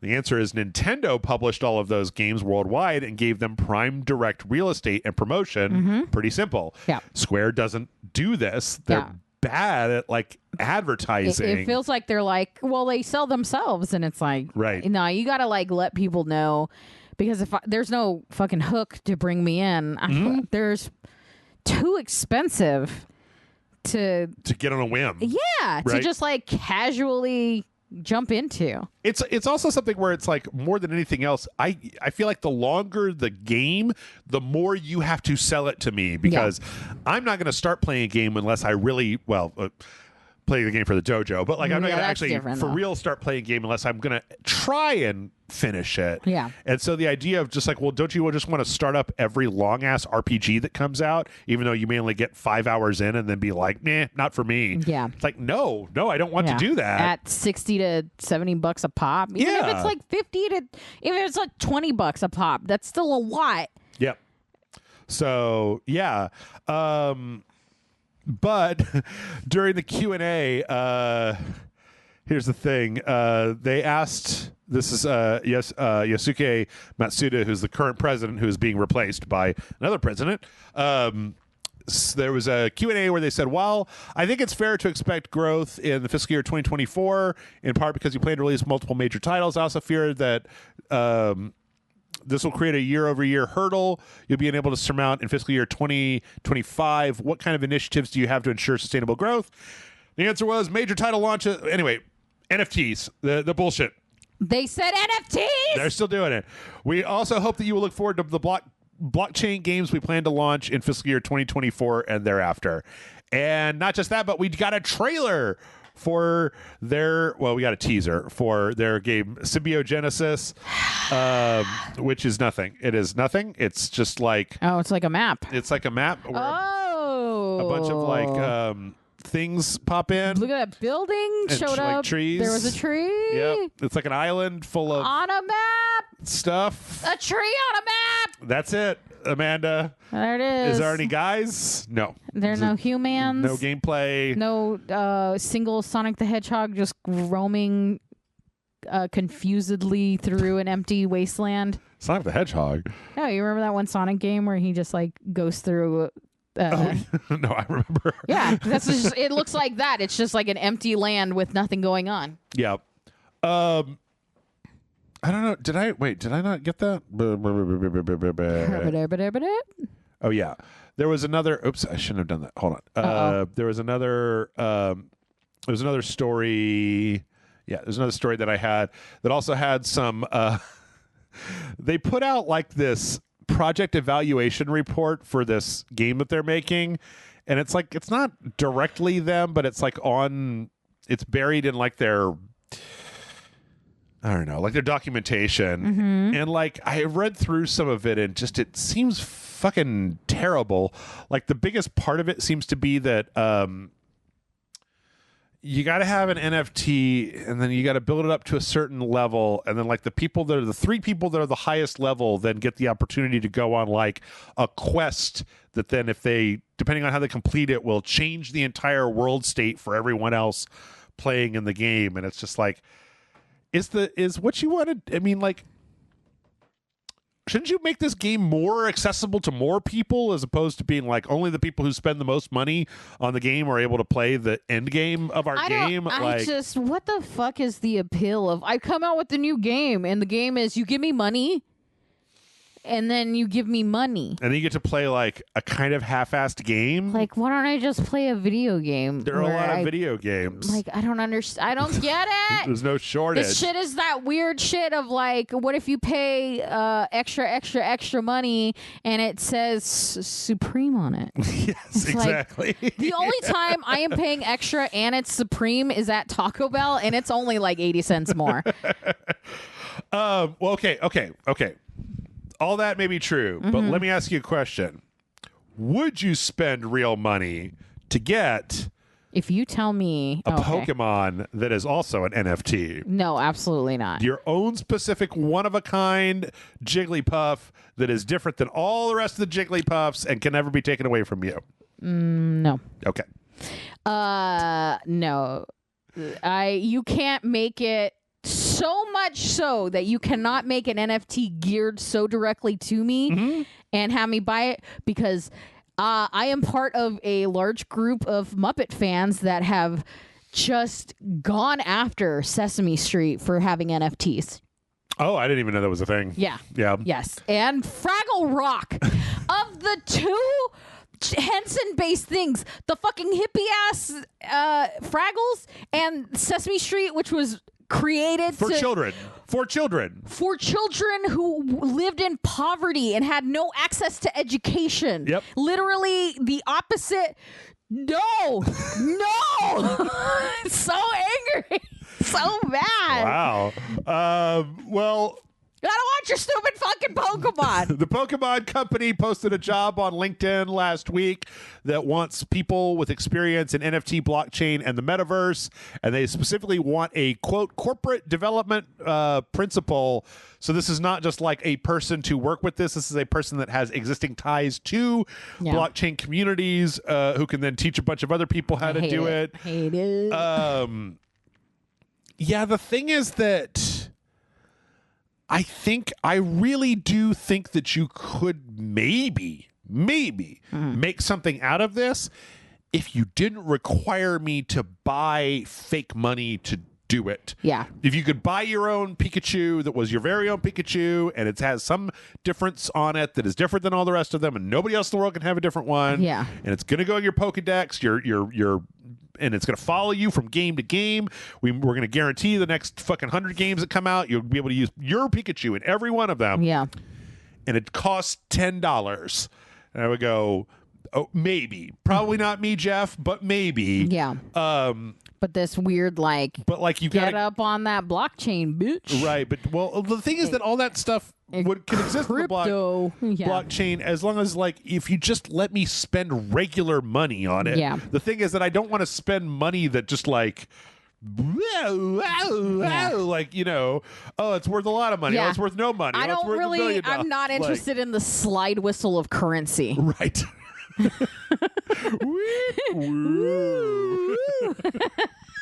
Exactly. That's a great way to put it. Also, the problem that I have is that, again, both this and Square Enix, it seems to me, is been talking recently about how stuff like the that Suicide Squad Kills the Justice League game, which is probably a great idea when it started development, but it's been too long, and now that style of game has fallen out of fashion. Yeah. And it's just you guys are going to start NFT things now? Yeah. We're over it. It's so weird. Dunzo. Everyone that's doing NFTs seems like they were already in development or had the idea and are kind of just all in. Yep. But if you're just now being you know what we should do, it's just weird that it's over. Yeah. You're doing it now? Yep. Get into the next trend, my dude. Yep. Yeah. So probably not Pokemon. I just don't understand these companies being I held my hand out for them to put money in it and they didn't want to. The thing about this is probably not going to have anything to do with the next mainline entry. It's probably going to have nothing to do with it's going to be a phone game. Yeah. And then it's going to be a phone game that 10,000 people play, and it's going to make them a lot of money because 10,000 people are just going to play whatever. Yeah. They're going to play the Pokemon toothbrush game. They're going to play the Pokemon sleep, the game that you sleep, and then the Pokemon come to you.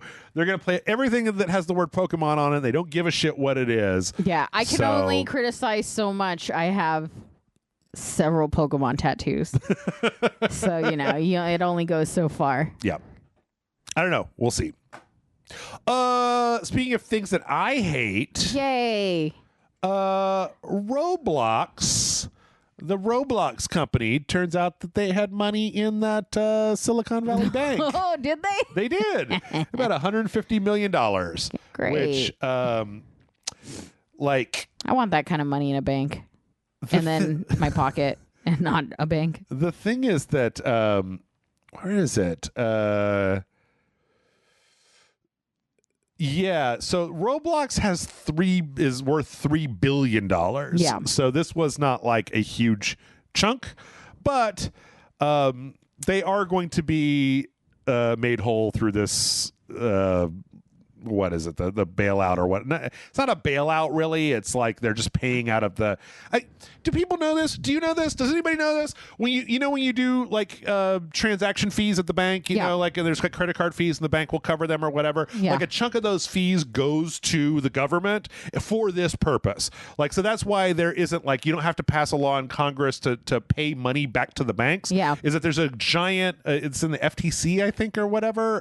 The Federal Reserve has a giant basically bank account that has all of these fees in it, and so they're just basically making people whole with the money from this bank account. Isn't that what the reserve is? Reserving money for for such an occasion. Okay, I'm gonna. Economics. I'm gonna say this real fast. You guys can go look it up if you want to know. But the thing is that the way that it's supposed to work is like this: that money is to cover the normal FDIC insured money that you have in the bank. Mm-hmm. Normal people's bank accounts are insured by the federal government up to $250,000. Mm-hmm. That is what that money is for. If the bank fails, they don't have your money anymore. The federal government will dip into that account and pay you back your $250,000. Right. Anything above $250,000 is not FDIC insured. This bank was crypto, or not crypto, it was venture capitalist with shitloads of money. Yeah. Right. So if you put $2 million into the bank, you're only insured up to $250 million.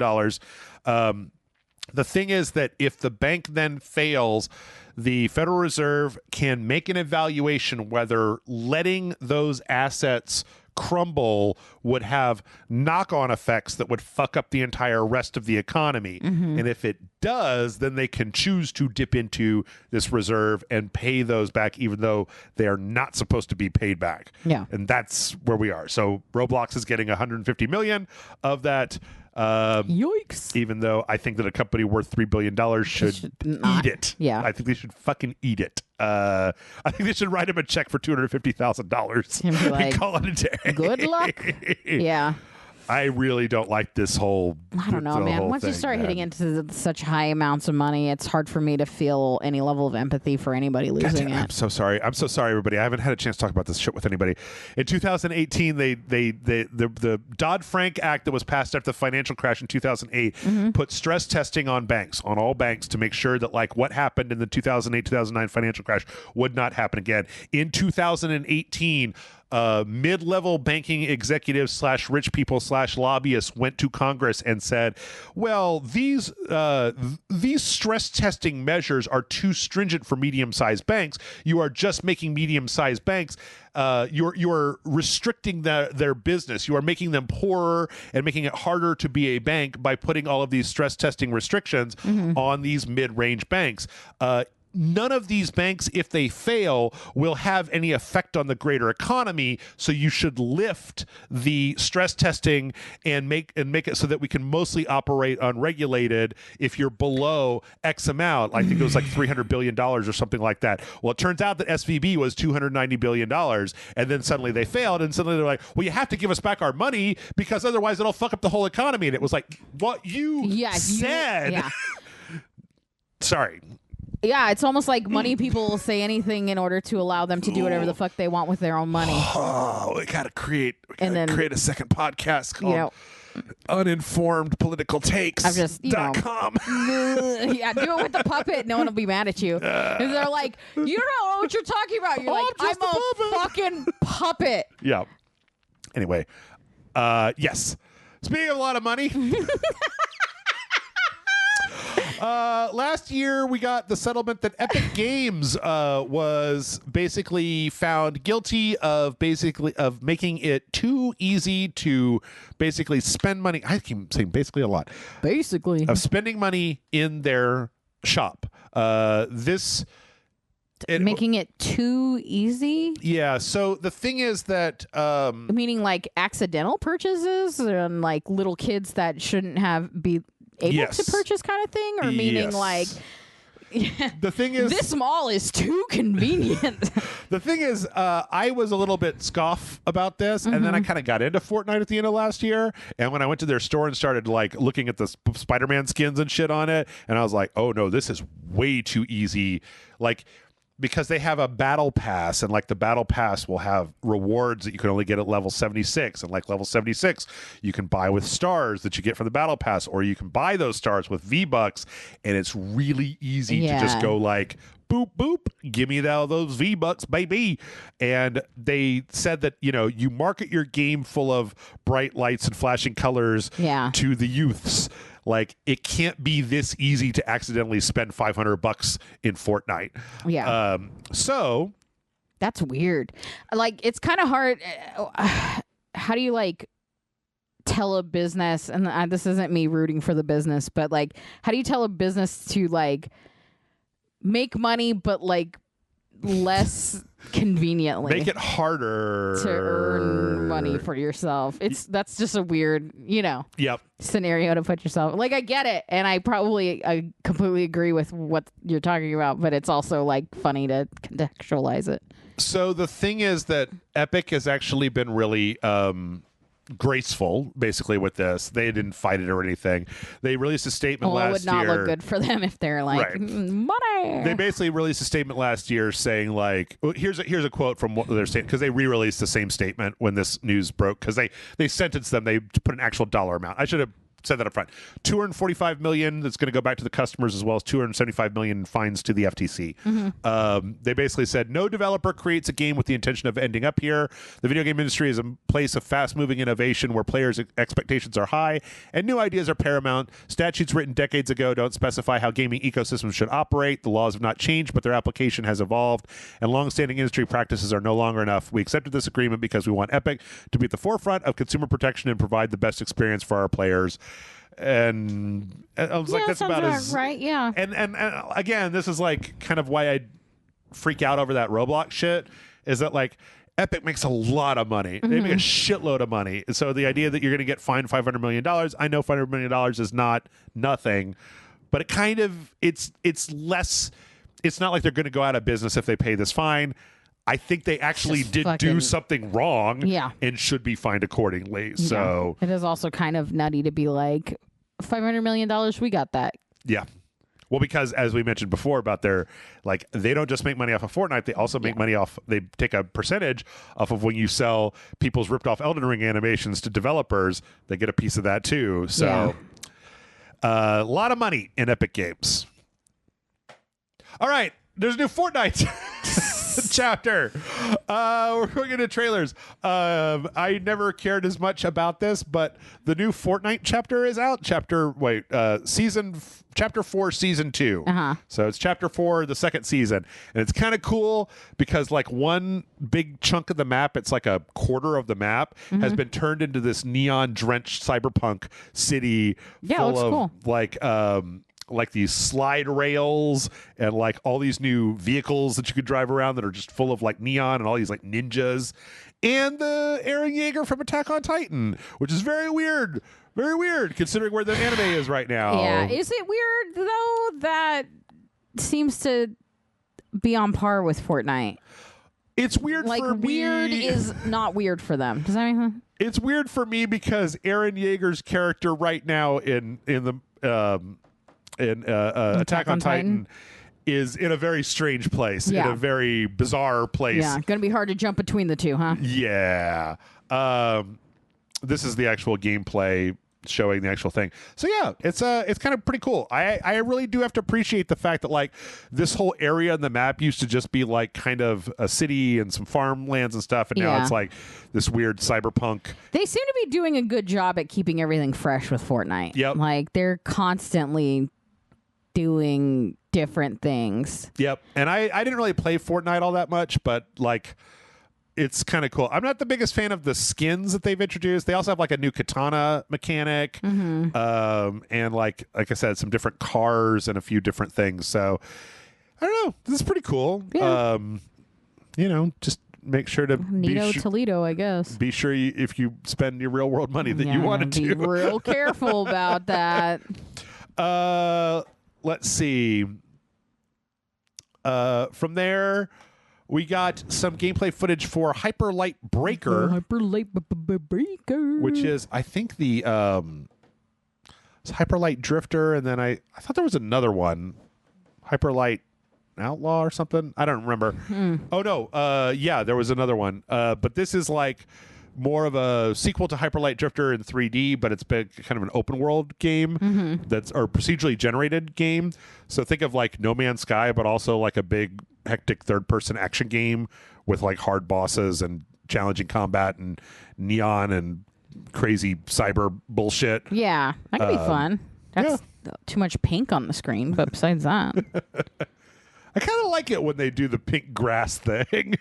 Something about it. I feel like if I lived in a world with pink grass, I would just be like migraine all day. Yeah. Yeah. Just like hurts the eyes. Well, this game also kind of looks like it would give you a migraine all day. It does. It looks like every once in a while there's a game. It doesn't happen often, but there's a game we'll play on like the dojo. And I'll go home and I'll be deathly ill for the rest of the night. God. And it's so random and it's so based entirely on the game. Like sometimes it's just like really shitty first person shooters will start getting like motion sickness, and then what was the game we played that was like all flashing lights like last week or the week before? Aka-R? Aka-R? Yeah. I was sick for 2 days after that. Holy shit. I got such a bad migraine that I had to call out the next day. Oh my God. Yeah. I'm going to get you a pair of sunglasses. It was terrible. Well, I mean, you know, that game was awful, but like once we went straight from that to Pizza Tower, I had no recuperation time. And by the time we got to the third game, I don't even remember what we played. I thought I was going to die. I don't either, but it's just because of the normal brain. Right. Yeah. We got a release date and another trailer for Tron Identity, which is the latest game from Bithell Games. They made the. Do you remember? Did we play the Solitaire Conspiracy? Yes. It's that same guy. Okay. He made Thomas Was Alone. He made the stealth game, and then he made Subspace Circular and Subspace. There was like I don't know if you and I played it. There was one that was like an alien on an aircraft carrier that you just talked to. There was another one where you were like a robot on a subway that was solving crimes. I remember. Yeah, I was going to ask if one was like a detective-y kind of thing. Yeah, I think I remember that one. So this is the next game from that guy, and it's in the Tron universe. Okay. And it's very minimal. There's not a lot of like animation. Sometimes that's okay. Yeah. It's kind of funny that it happens for Tron, but like I'm also not against it. It probably won't give you a headache because there isn't a lot of light flashing around. It's just slow camera pans from left to right. Yeah. Different kind of headache. Frustration because you're just like, move just a little. So the big thing here is the fact that, as you saw from that one thing, it's got a very like Detroit Become Human like different branches of the story, like possibilities that can happen. Yeah, so I think it's really choose your path, made to be played over and over again. And I don't know, like I like Tron. Yeah, I do like Tron. I didn't really care as much for Tron Legacy, but like great soundtrack. Yeah, and also there's some kind of weird game. Looks like some kind of a little hacky system type of thing. Yeah. Going on. Well, there's something with suits and things. Anyway, whole thing's coming out April 11th. So. Oh, there you go. Yep, pretty soon. Nintendo. Uh-huh. Hell yeah. We also got a release window and a new trailer for RoboCop Rogue City. I do not remember being told that there was going to be a RoboCop game. Yeah. Yeah. This is news to me. It's from the people that made there was a Terminator game that came out like last year, the year before. Okay. That was like really well received, called Terminator Resistance. Mm-hmm. And it's the same company that made that. This Teon is making this RoboCop game. Now, we don't have the sound up, but the audio is a little funky. Like I feel like they need to boost a lot of what's going on with the audio. Like his clumping feet are a little bit quieter than I would like, and like the gun sounds are a little bit more muted than I would like. But you have to like this gameplay shows like investigating this arcade for drugs, and then like basically coming in and busting the door down and shooting a bunch of people as RoboCop. It doesn't appear to have like a normal aiming system like a regular video game does. It's like it comes up and kind of does the RoboCop green light thing. That's not... I mean, that kind of looks fun, to be honest. Yeah. It also looks incredibly violent, which is good. I mean, yeah, if you're doing RoboCop and you don't make it violent, what's the point? Yeah. Paul Verhoeven will be sad. Yeah, it looks pretty good. Like... it's real dingy. There's a bunch of people. You're shooting. Yeah. At the very end of the trailer. I'm only playing this game if I can shoot somebody in the dick. At the end, he does the little spin with the gun the way that Murphy does in the thing. So, one of the big things that this company was said to have gotten really right about the Terminator thing was that they paid a lot of attention to the details. Yeah. So...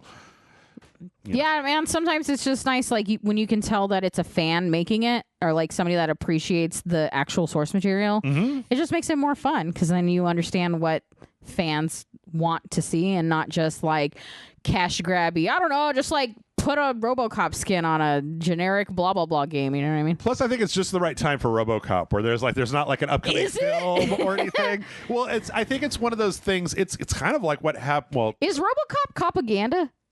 Yes. No. Maybe. Because it's like... Ooh, it's pro-cop. But also but like... anti-corporate. Ooh. So it is propaganda, but it's anti-corporate propaganda. Because he's still like a good cop. Right. But like... Yeah. And the I other guess cops like... aren't bad cops. Yeah, that's fair. Okay. The suits are bad. Well, I just know but what a monstrous thing to do to somebody, and they definitely treat it that way. But that is definitely the corporate side of it, so not the copy side of it. Whew, man, philosophy. Well, what I was saying though was that RoboCop, I feel like nobody is clamoring to make a new RoboCop thing. So if it's like a beloved franchise that's kind of fallen by the wayside, then you can be like, hey, can I just have this? Yeah. And then they're just like, yeah, I don't want that anymore. It's fine. We tried to reboot it. Nobody cared. And it's like, okay. Did they reboot RoboCop? Yeah, with Joel Kinnaman or whatever. Like, he had the black suit, and it was like... Oh, I think I saw that in theaters. I faintly remember that. Yeah. Was Jessica Biel in it? Am I thinking of something totally different? There's so many movies. Like, there was a point in time, and it was very brief. Oh, my God. Maybe I didn't. That looks like shit. Who's that guy? Is that the right 2014? Joel something? Samuel Jackson. No, it's the guy from no, Samuel Jackson's in it. Yeah, he plays like a terrible wig. Like he plays like Bill O'Reilly, like he's doing the pro OCP, and then Michael Keaton is the guy that's running OCP. Oh my God! And I definitely saw this. Omar from The Wire, which was really weird because they replaced Lewis, a female like co-lead in an action movie, with a guy. And it was like, why did you do that? I mean, Lewis rules. Like, 2014 was a lawless time. And this is Gary Oldman. Is there Gary Oldman in there too? Yep. That's and I don't remember who is that guy that he played Rick Flag, right? It's oh my God, Rick Flag. Oh shit, dude! What the fuck? This is like, I feel like I'm getting PTSD from watching this. What? Because you saw it? Because I saw it and I don't remember. But then, like, seeing the clips, I'm like, I definitely saw this movie. Yeah, it was Joel Kinnaman. Weird, just weird. I don't like it. Do not like. Oh. Abby Cornish. Yeah. Not Jessica Biel. Yeah, I don't know why I thought it was just that round ass face. I do remember the part though where he's like, take off all the robot parts. Yeah. And it's just like his face in one hand. Like he's like, it's very little.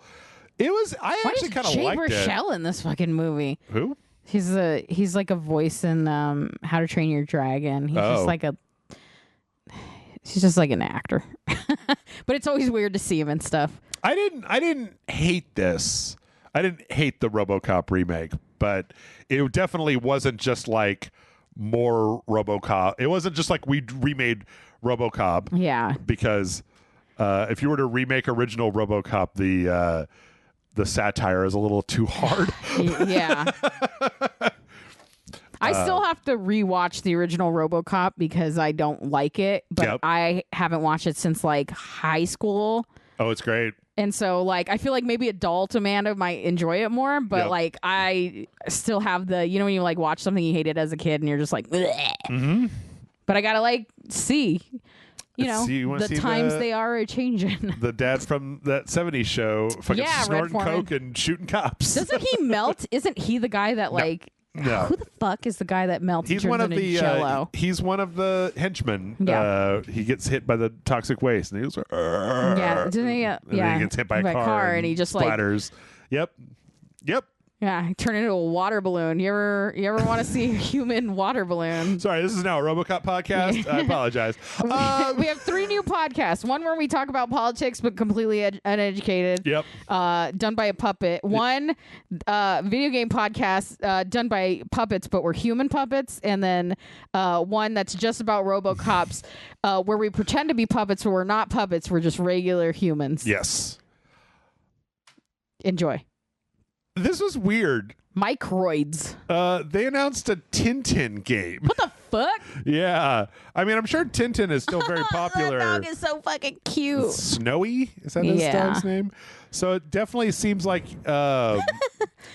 he's like kind of going on a archaeological adventure. Tintin is like a sweet, wholesome ass kid. Yeah. Like, I don't know. I never read Tintin. I was more of an Asterix and Obelix kind of guy, but I'm sure I was missing like 3/4 of the context in that. Yeah, last I heard of Tintin was the was it like Edgar Wright movie or whatever? No, what's his name? Lord of the Rings. Can't think of Peter Jackson. Oh, Peter Jackson. Yeah. So yeah, this is like just like a little adventure, 3D adventure thing. But yeah, who knows? Uncharted, probably with less shooting people. What if it's Uncharted with more shooting people? I would be surprised. What if it's like Tintin, but he's RoboCop? Joel Kinnaman is Tintin. Other movie game. We had a lot of movie stuff. Oh, hell yeah. I like movies. We got a story trailer for Lord of the Rings. Never mind. Gollum. Change my mind. Gollum. Gollum. Who's asking for this? I don't know. I feel like they've been trying to make this work for a long time, and I don't like the fact that he's got hair. Yeah, can you guys stop shoving Gollum down my throat? Like, of all the characters, that's a cool outfit. They just keep saying, like, the one story that we don't know that you all have been asking for. Like, who the fuck is asking? Give me their names. I want names and addresses right now. Yeah. So. Yeah, not interested. It looks, I don't know. Lord of the Rings seems like such a big, vast world, and they're like, no, Gollum. Right. It's kind of like, you know how you guys love Star Wars? We're making an R2-D2 game. And it's like, why? You know, I would do an R2-D2 game, but only if it's literally Untitled Goose Game. Just R2-D2 running around fucking shit up. Yeah, man. Yep. I hate his patchy hair. I hate his patchy hair. I get that it's supposed to be like prequel to like his shit, but like I hate it. I hate him so much. This actually looks better than the last time I saw this game, but it still looks like a weird. It's still a fucking whatever. I'm not gonna get into a fight with the Lord of the Rings guys. They have stamina that I don't understand, so I'm not gonna have that fight. But you're all wrong. I just feel like Lord of the Rings is so 2000 and late. It's just like we're over that shit now, right? They're like, nope, here's a TV show, here's a Gollum video game. I'm like, all right, you guys can have that. I don't know. I don't hold on to media properties the way that other people do. I used to, and I can't necessarily say I don't because I do have several Pokemon tattoos. Yep. But I just can't anymore. You learn to let it go when they start remaking, adding sequels, adding. It's just like reboots, reimaginings. Yeah. So you know, take your pick. All right. Here's a different one, Amanda. Here is a Pedro Pascal. I keep getting these fucking commercials and I don't watch them. And it's going to be a real controversial opinion. You want to hear it? Tell me. I don't think Pedro Pascal is that attractive. So I feel like they keep going, all you ladies like looking at Pedro Pascal, and I get real annoyed and go, not real. I think he seems like a really charming guy. He's got the riz, but I don't fucking want to look at him right now. So do you know what this is a trailer for? Isn't it like a phone game or something? Yeah, it's for Merge Mansion. Yeah. Which is like it's like, you know that game that Matt Pat like 2 years ago was like, did like a whole thing. Yeah, like grandma actually killed the husband. Yeah. And this is like he's like the Benoit Blanc of like Merge Mansion in this live action. They did like another one. If it was a movie, I would love to watch it. But a video game that it's just to get. Somebody had a lot of fun. Making the Merge Mansion live action Knives Out trailer. I'm so confused why this is a thing. Because it's like a meme now, right? Like it's actually, the games are actually memes. Like, I don't know. It's very weird. Yeah. It's very weird.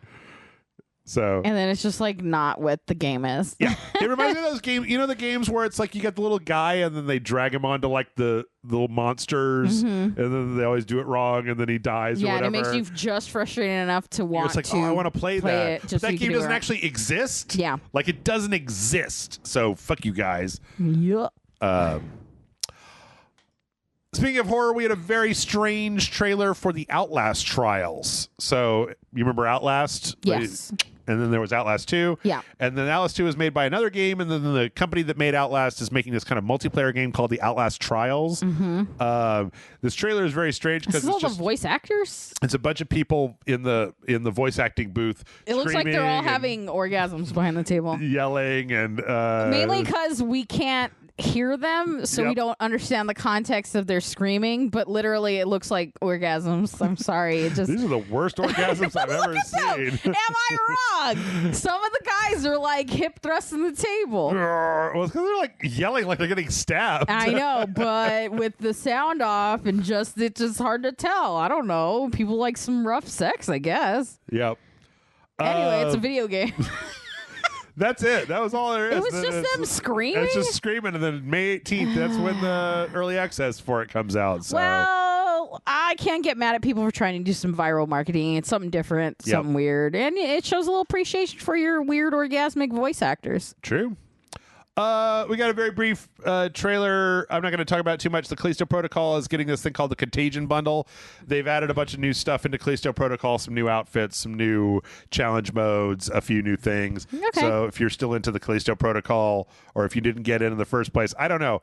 I feel like maybe once they've everything I heard, it was kind of like mid to like upper mid, like good, but like I can understand why you'd keep playing it. I can understand why you'd stop playing it. Yep. I'm kind of wondering if it's going to be a full redemption arc where in 5 years it's going to be really, really good and you go back and play it. I kind of wonder that myself, hearing the way people are talking about it, because it's very like, it's not Dead Space, and it's like, all right, well, if that's the kind of conversation we're having, then we're not really having a conversation. They have a new mode where it's like if you die, you go back to the beginning of the chapter, so you only get like, you have to get all the way through a level in order to checkpoint. Yeah. Which I think is a better way than the like permadeath, but like if you want a challenge mode.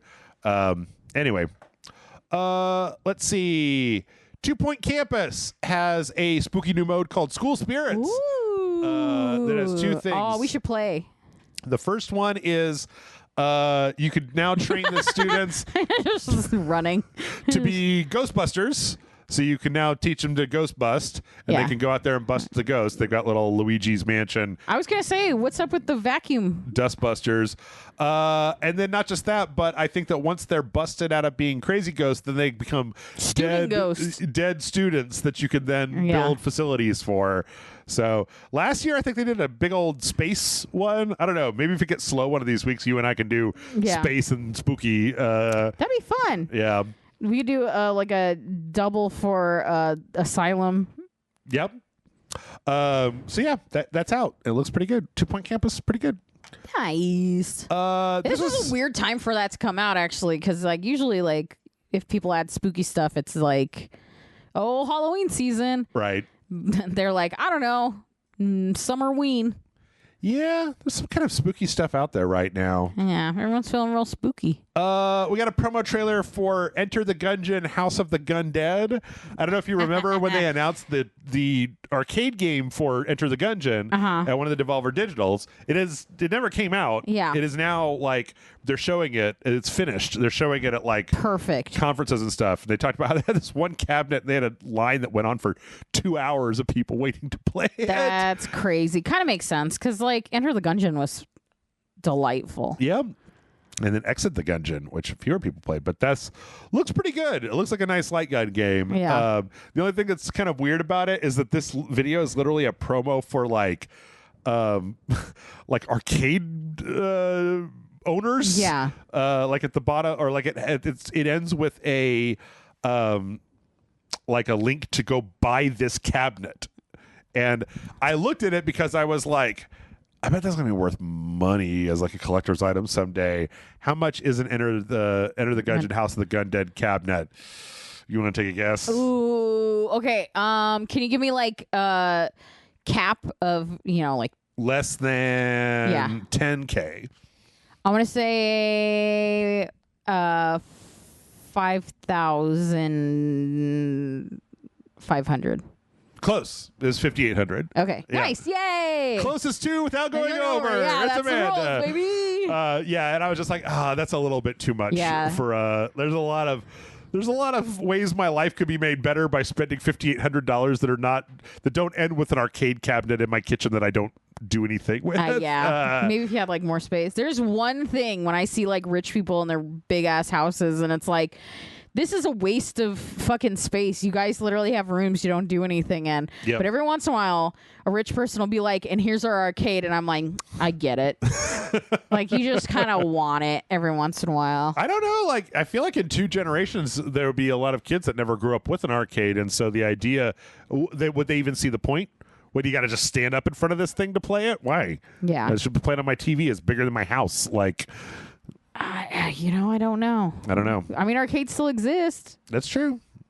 And the last trailer we had was for a game called Lunark. That I was actually like, it wasn't on my radar. Pixely boys. But this guy is making this game Lunark, and it's just Flashback, the old Sega Genesis game Flashback.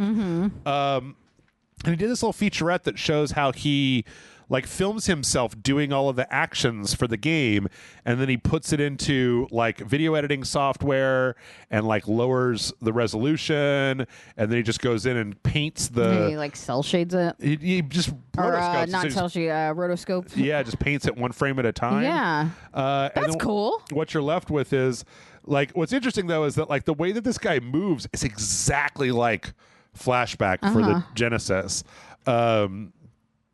But it looks good. Like, I like that, you know? Yeah. That's really neat, actually. It was kind of an interesting style back in the olden days where, like, you had these kind of lower resolution character models, but then they moved really well.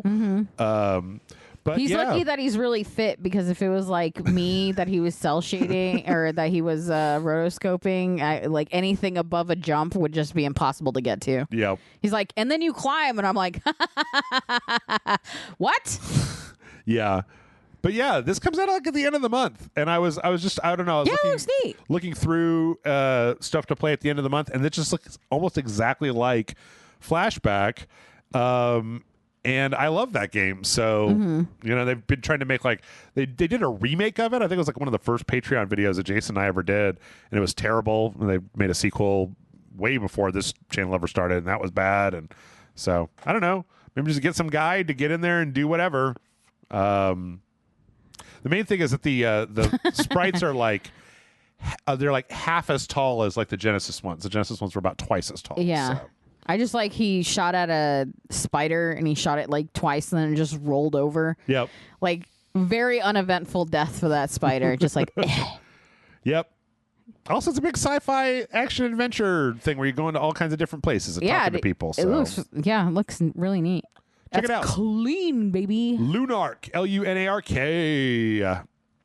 All right, we're way over time. Let's finish up real quick. Lightning round. Oh, shit. IO says they're taking a break from Hitman for a while, so don't expect more content. That's because they're working on a James Bond game as well as a fantasy RPG they announced a few weeks back. I am fully in favor of this. Is it because you also need a break from Hitman, Jeff? No, I have to uninstall Hitman because I keep playing it. Yeah. Yes.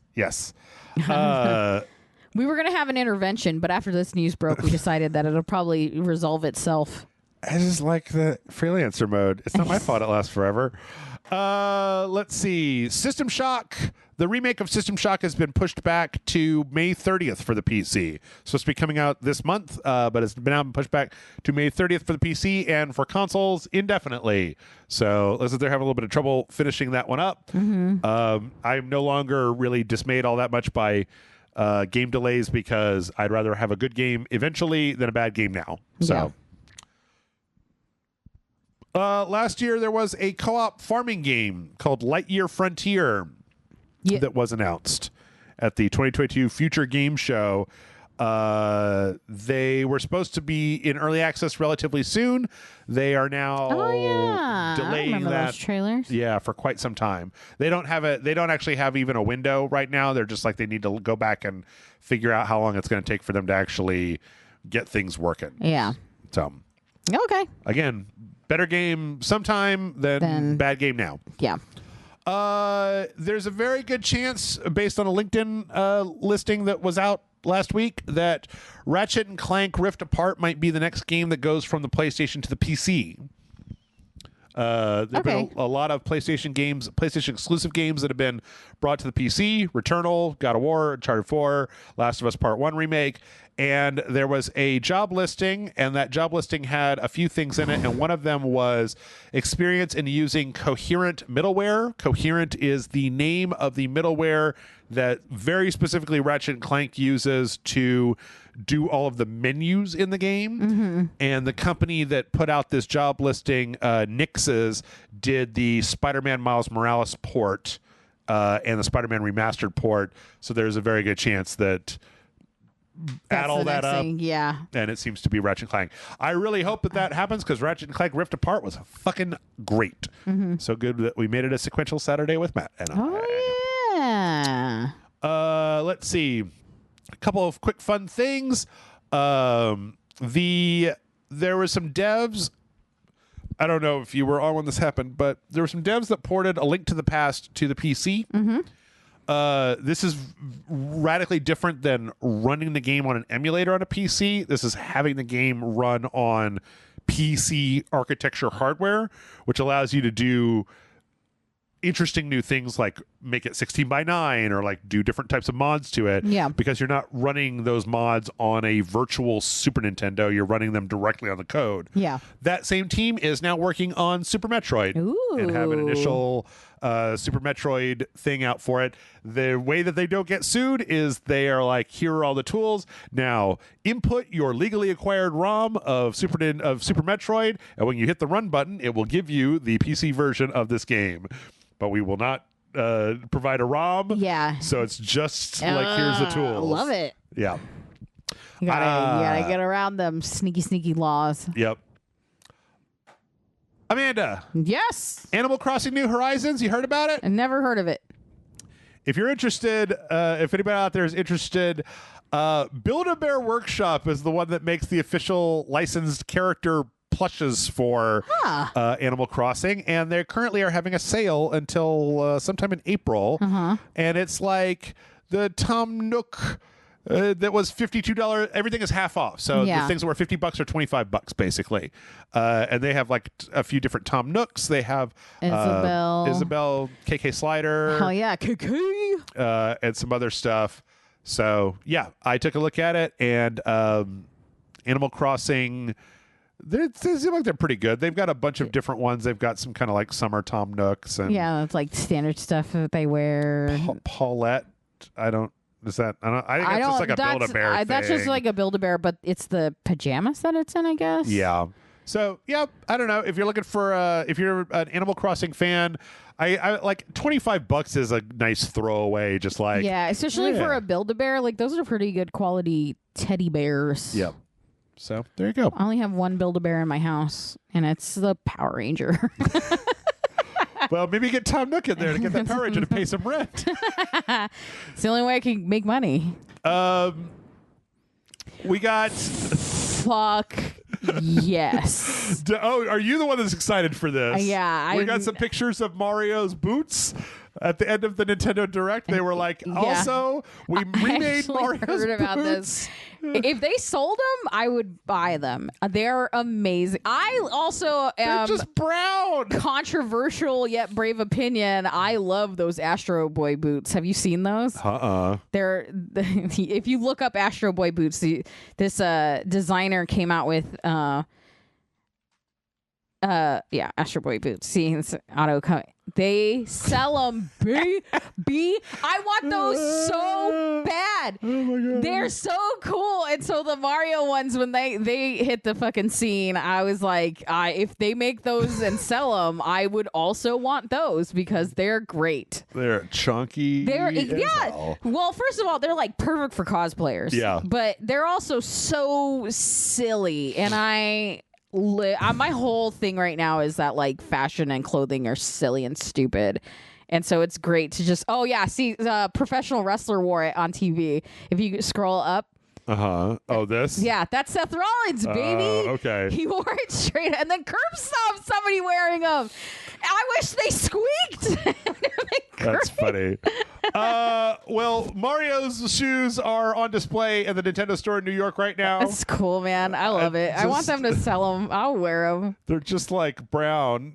Yeah, but they're like goofy and like rounded off and very cartoony. Yeah. That's what's great about them. They're out of this world, man. I don't know. I'd wear them. Like a nice brown shoe. I like a good brown shoe, if you know what I'm saying. A nice sensible Mario shoe. Yes. Yeah. Somebody recreated Resident Evil 4 with Legos. Fuck yeah, they did. Did you watch this? No, I just love that people are this silly. It's pretty good. It's Does it make the like Lego breaking apart noise when you kill a zombie? No, it's just like the very beginning of RE4 where like the guy turns around and attacks Leon. God. And then he has to shoot him. It's pretty all right. Fantastic. Like most of it is just kind of build up, but apparently it took the person 4 weeks in Blender to basically do this whole thing. My favorite part is that they actually have Leon jump out the window like he does in RE4. That's great. So fun. And then shoot some guys. And the land looks as bland as the game's land does. It's just like desolate nothing. Sorry, Lego head just blew right off. Yeah, it's pretty fun. It. That's fun. It's pretty fun. Whimsy. And last but certainly not least, so last week we had the Resident Evil 4 Chainsaw demo that came out. And because it was on PC, the modders went there right away. And of course, the first thing that they did was take off Leon's shirt. Nice. Yes. Not just that, but there's some other good ones in here. I should have just do some of this stuff. Oh my God, there's many. A maid, Leon. There's Leon always a maid outfit. Maid costume. That's pretty good. He does look lovely. One that turns him into Dante from Devil May Cry. Nice. That's cool. Which is pretty cool. One that turns him into Raiden. Of course. There's a panda one. Nice. I love it.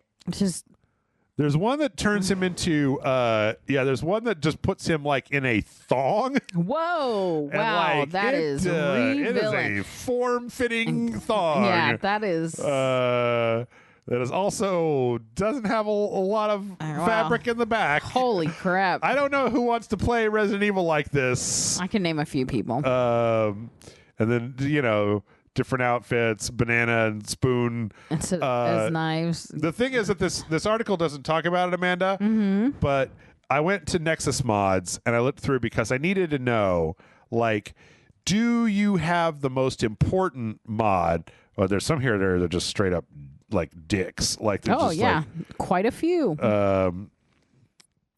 And the thing is, they do, which is that they replaced. God damn that fucking! I can't get away from the meme. Leon's head with the baby head from Resident Evil 8. Jesus Christ! And yes, it is there.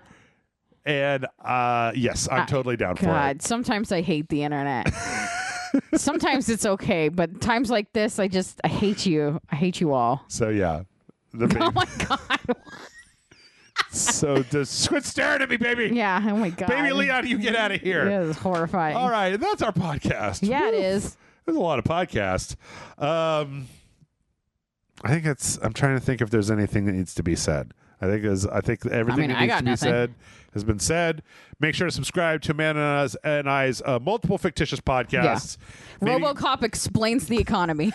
Maybe go to patreon.com/RageSelect and give me $5,800 so I could buy that Gungeon cabinet. I mean, like $5,800 in addition to the current money, which is what we need to make sure the site doesn't shut down tomorrow. Yeah. So, also if you want to just give us $5 and then ensure that the site doesn't shut down tomorrow, that's also fun. That's also a fun thing to do. We're also fine with just staying in business. Yes. But if you also want to buy a gaming cabinet for us, we'll gladly accept it. Who are we to say no, I mean, yeah.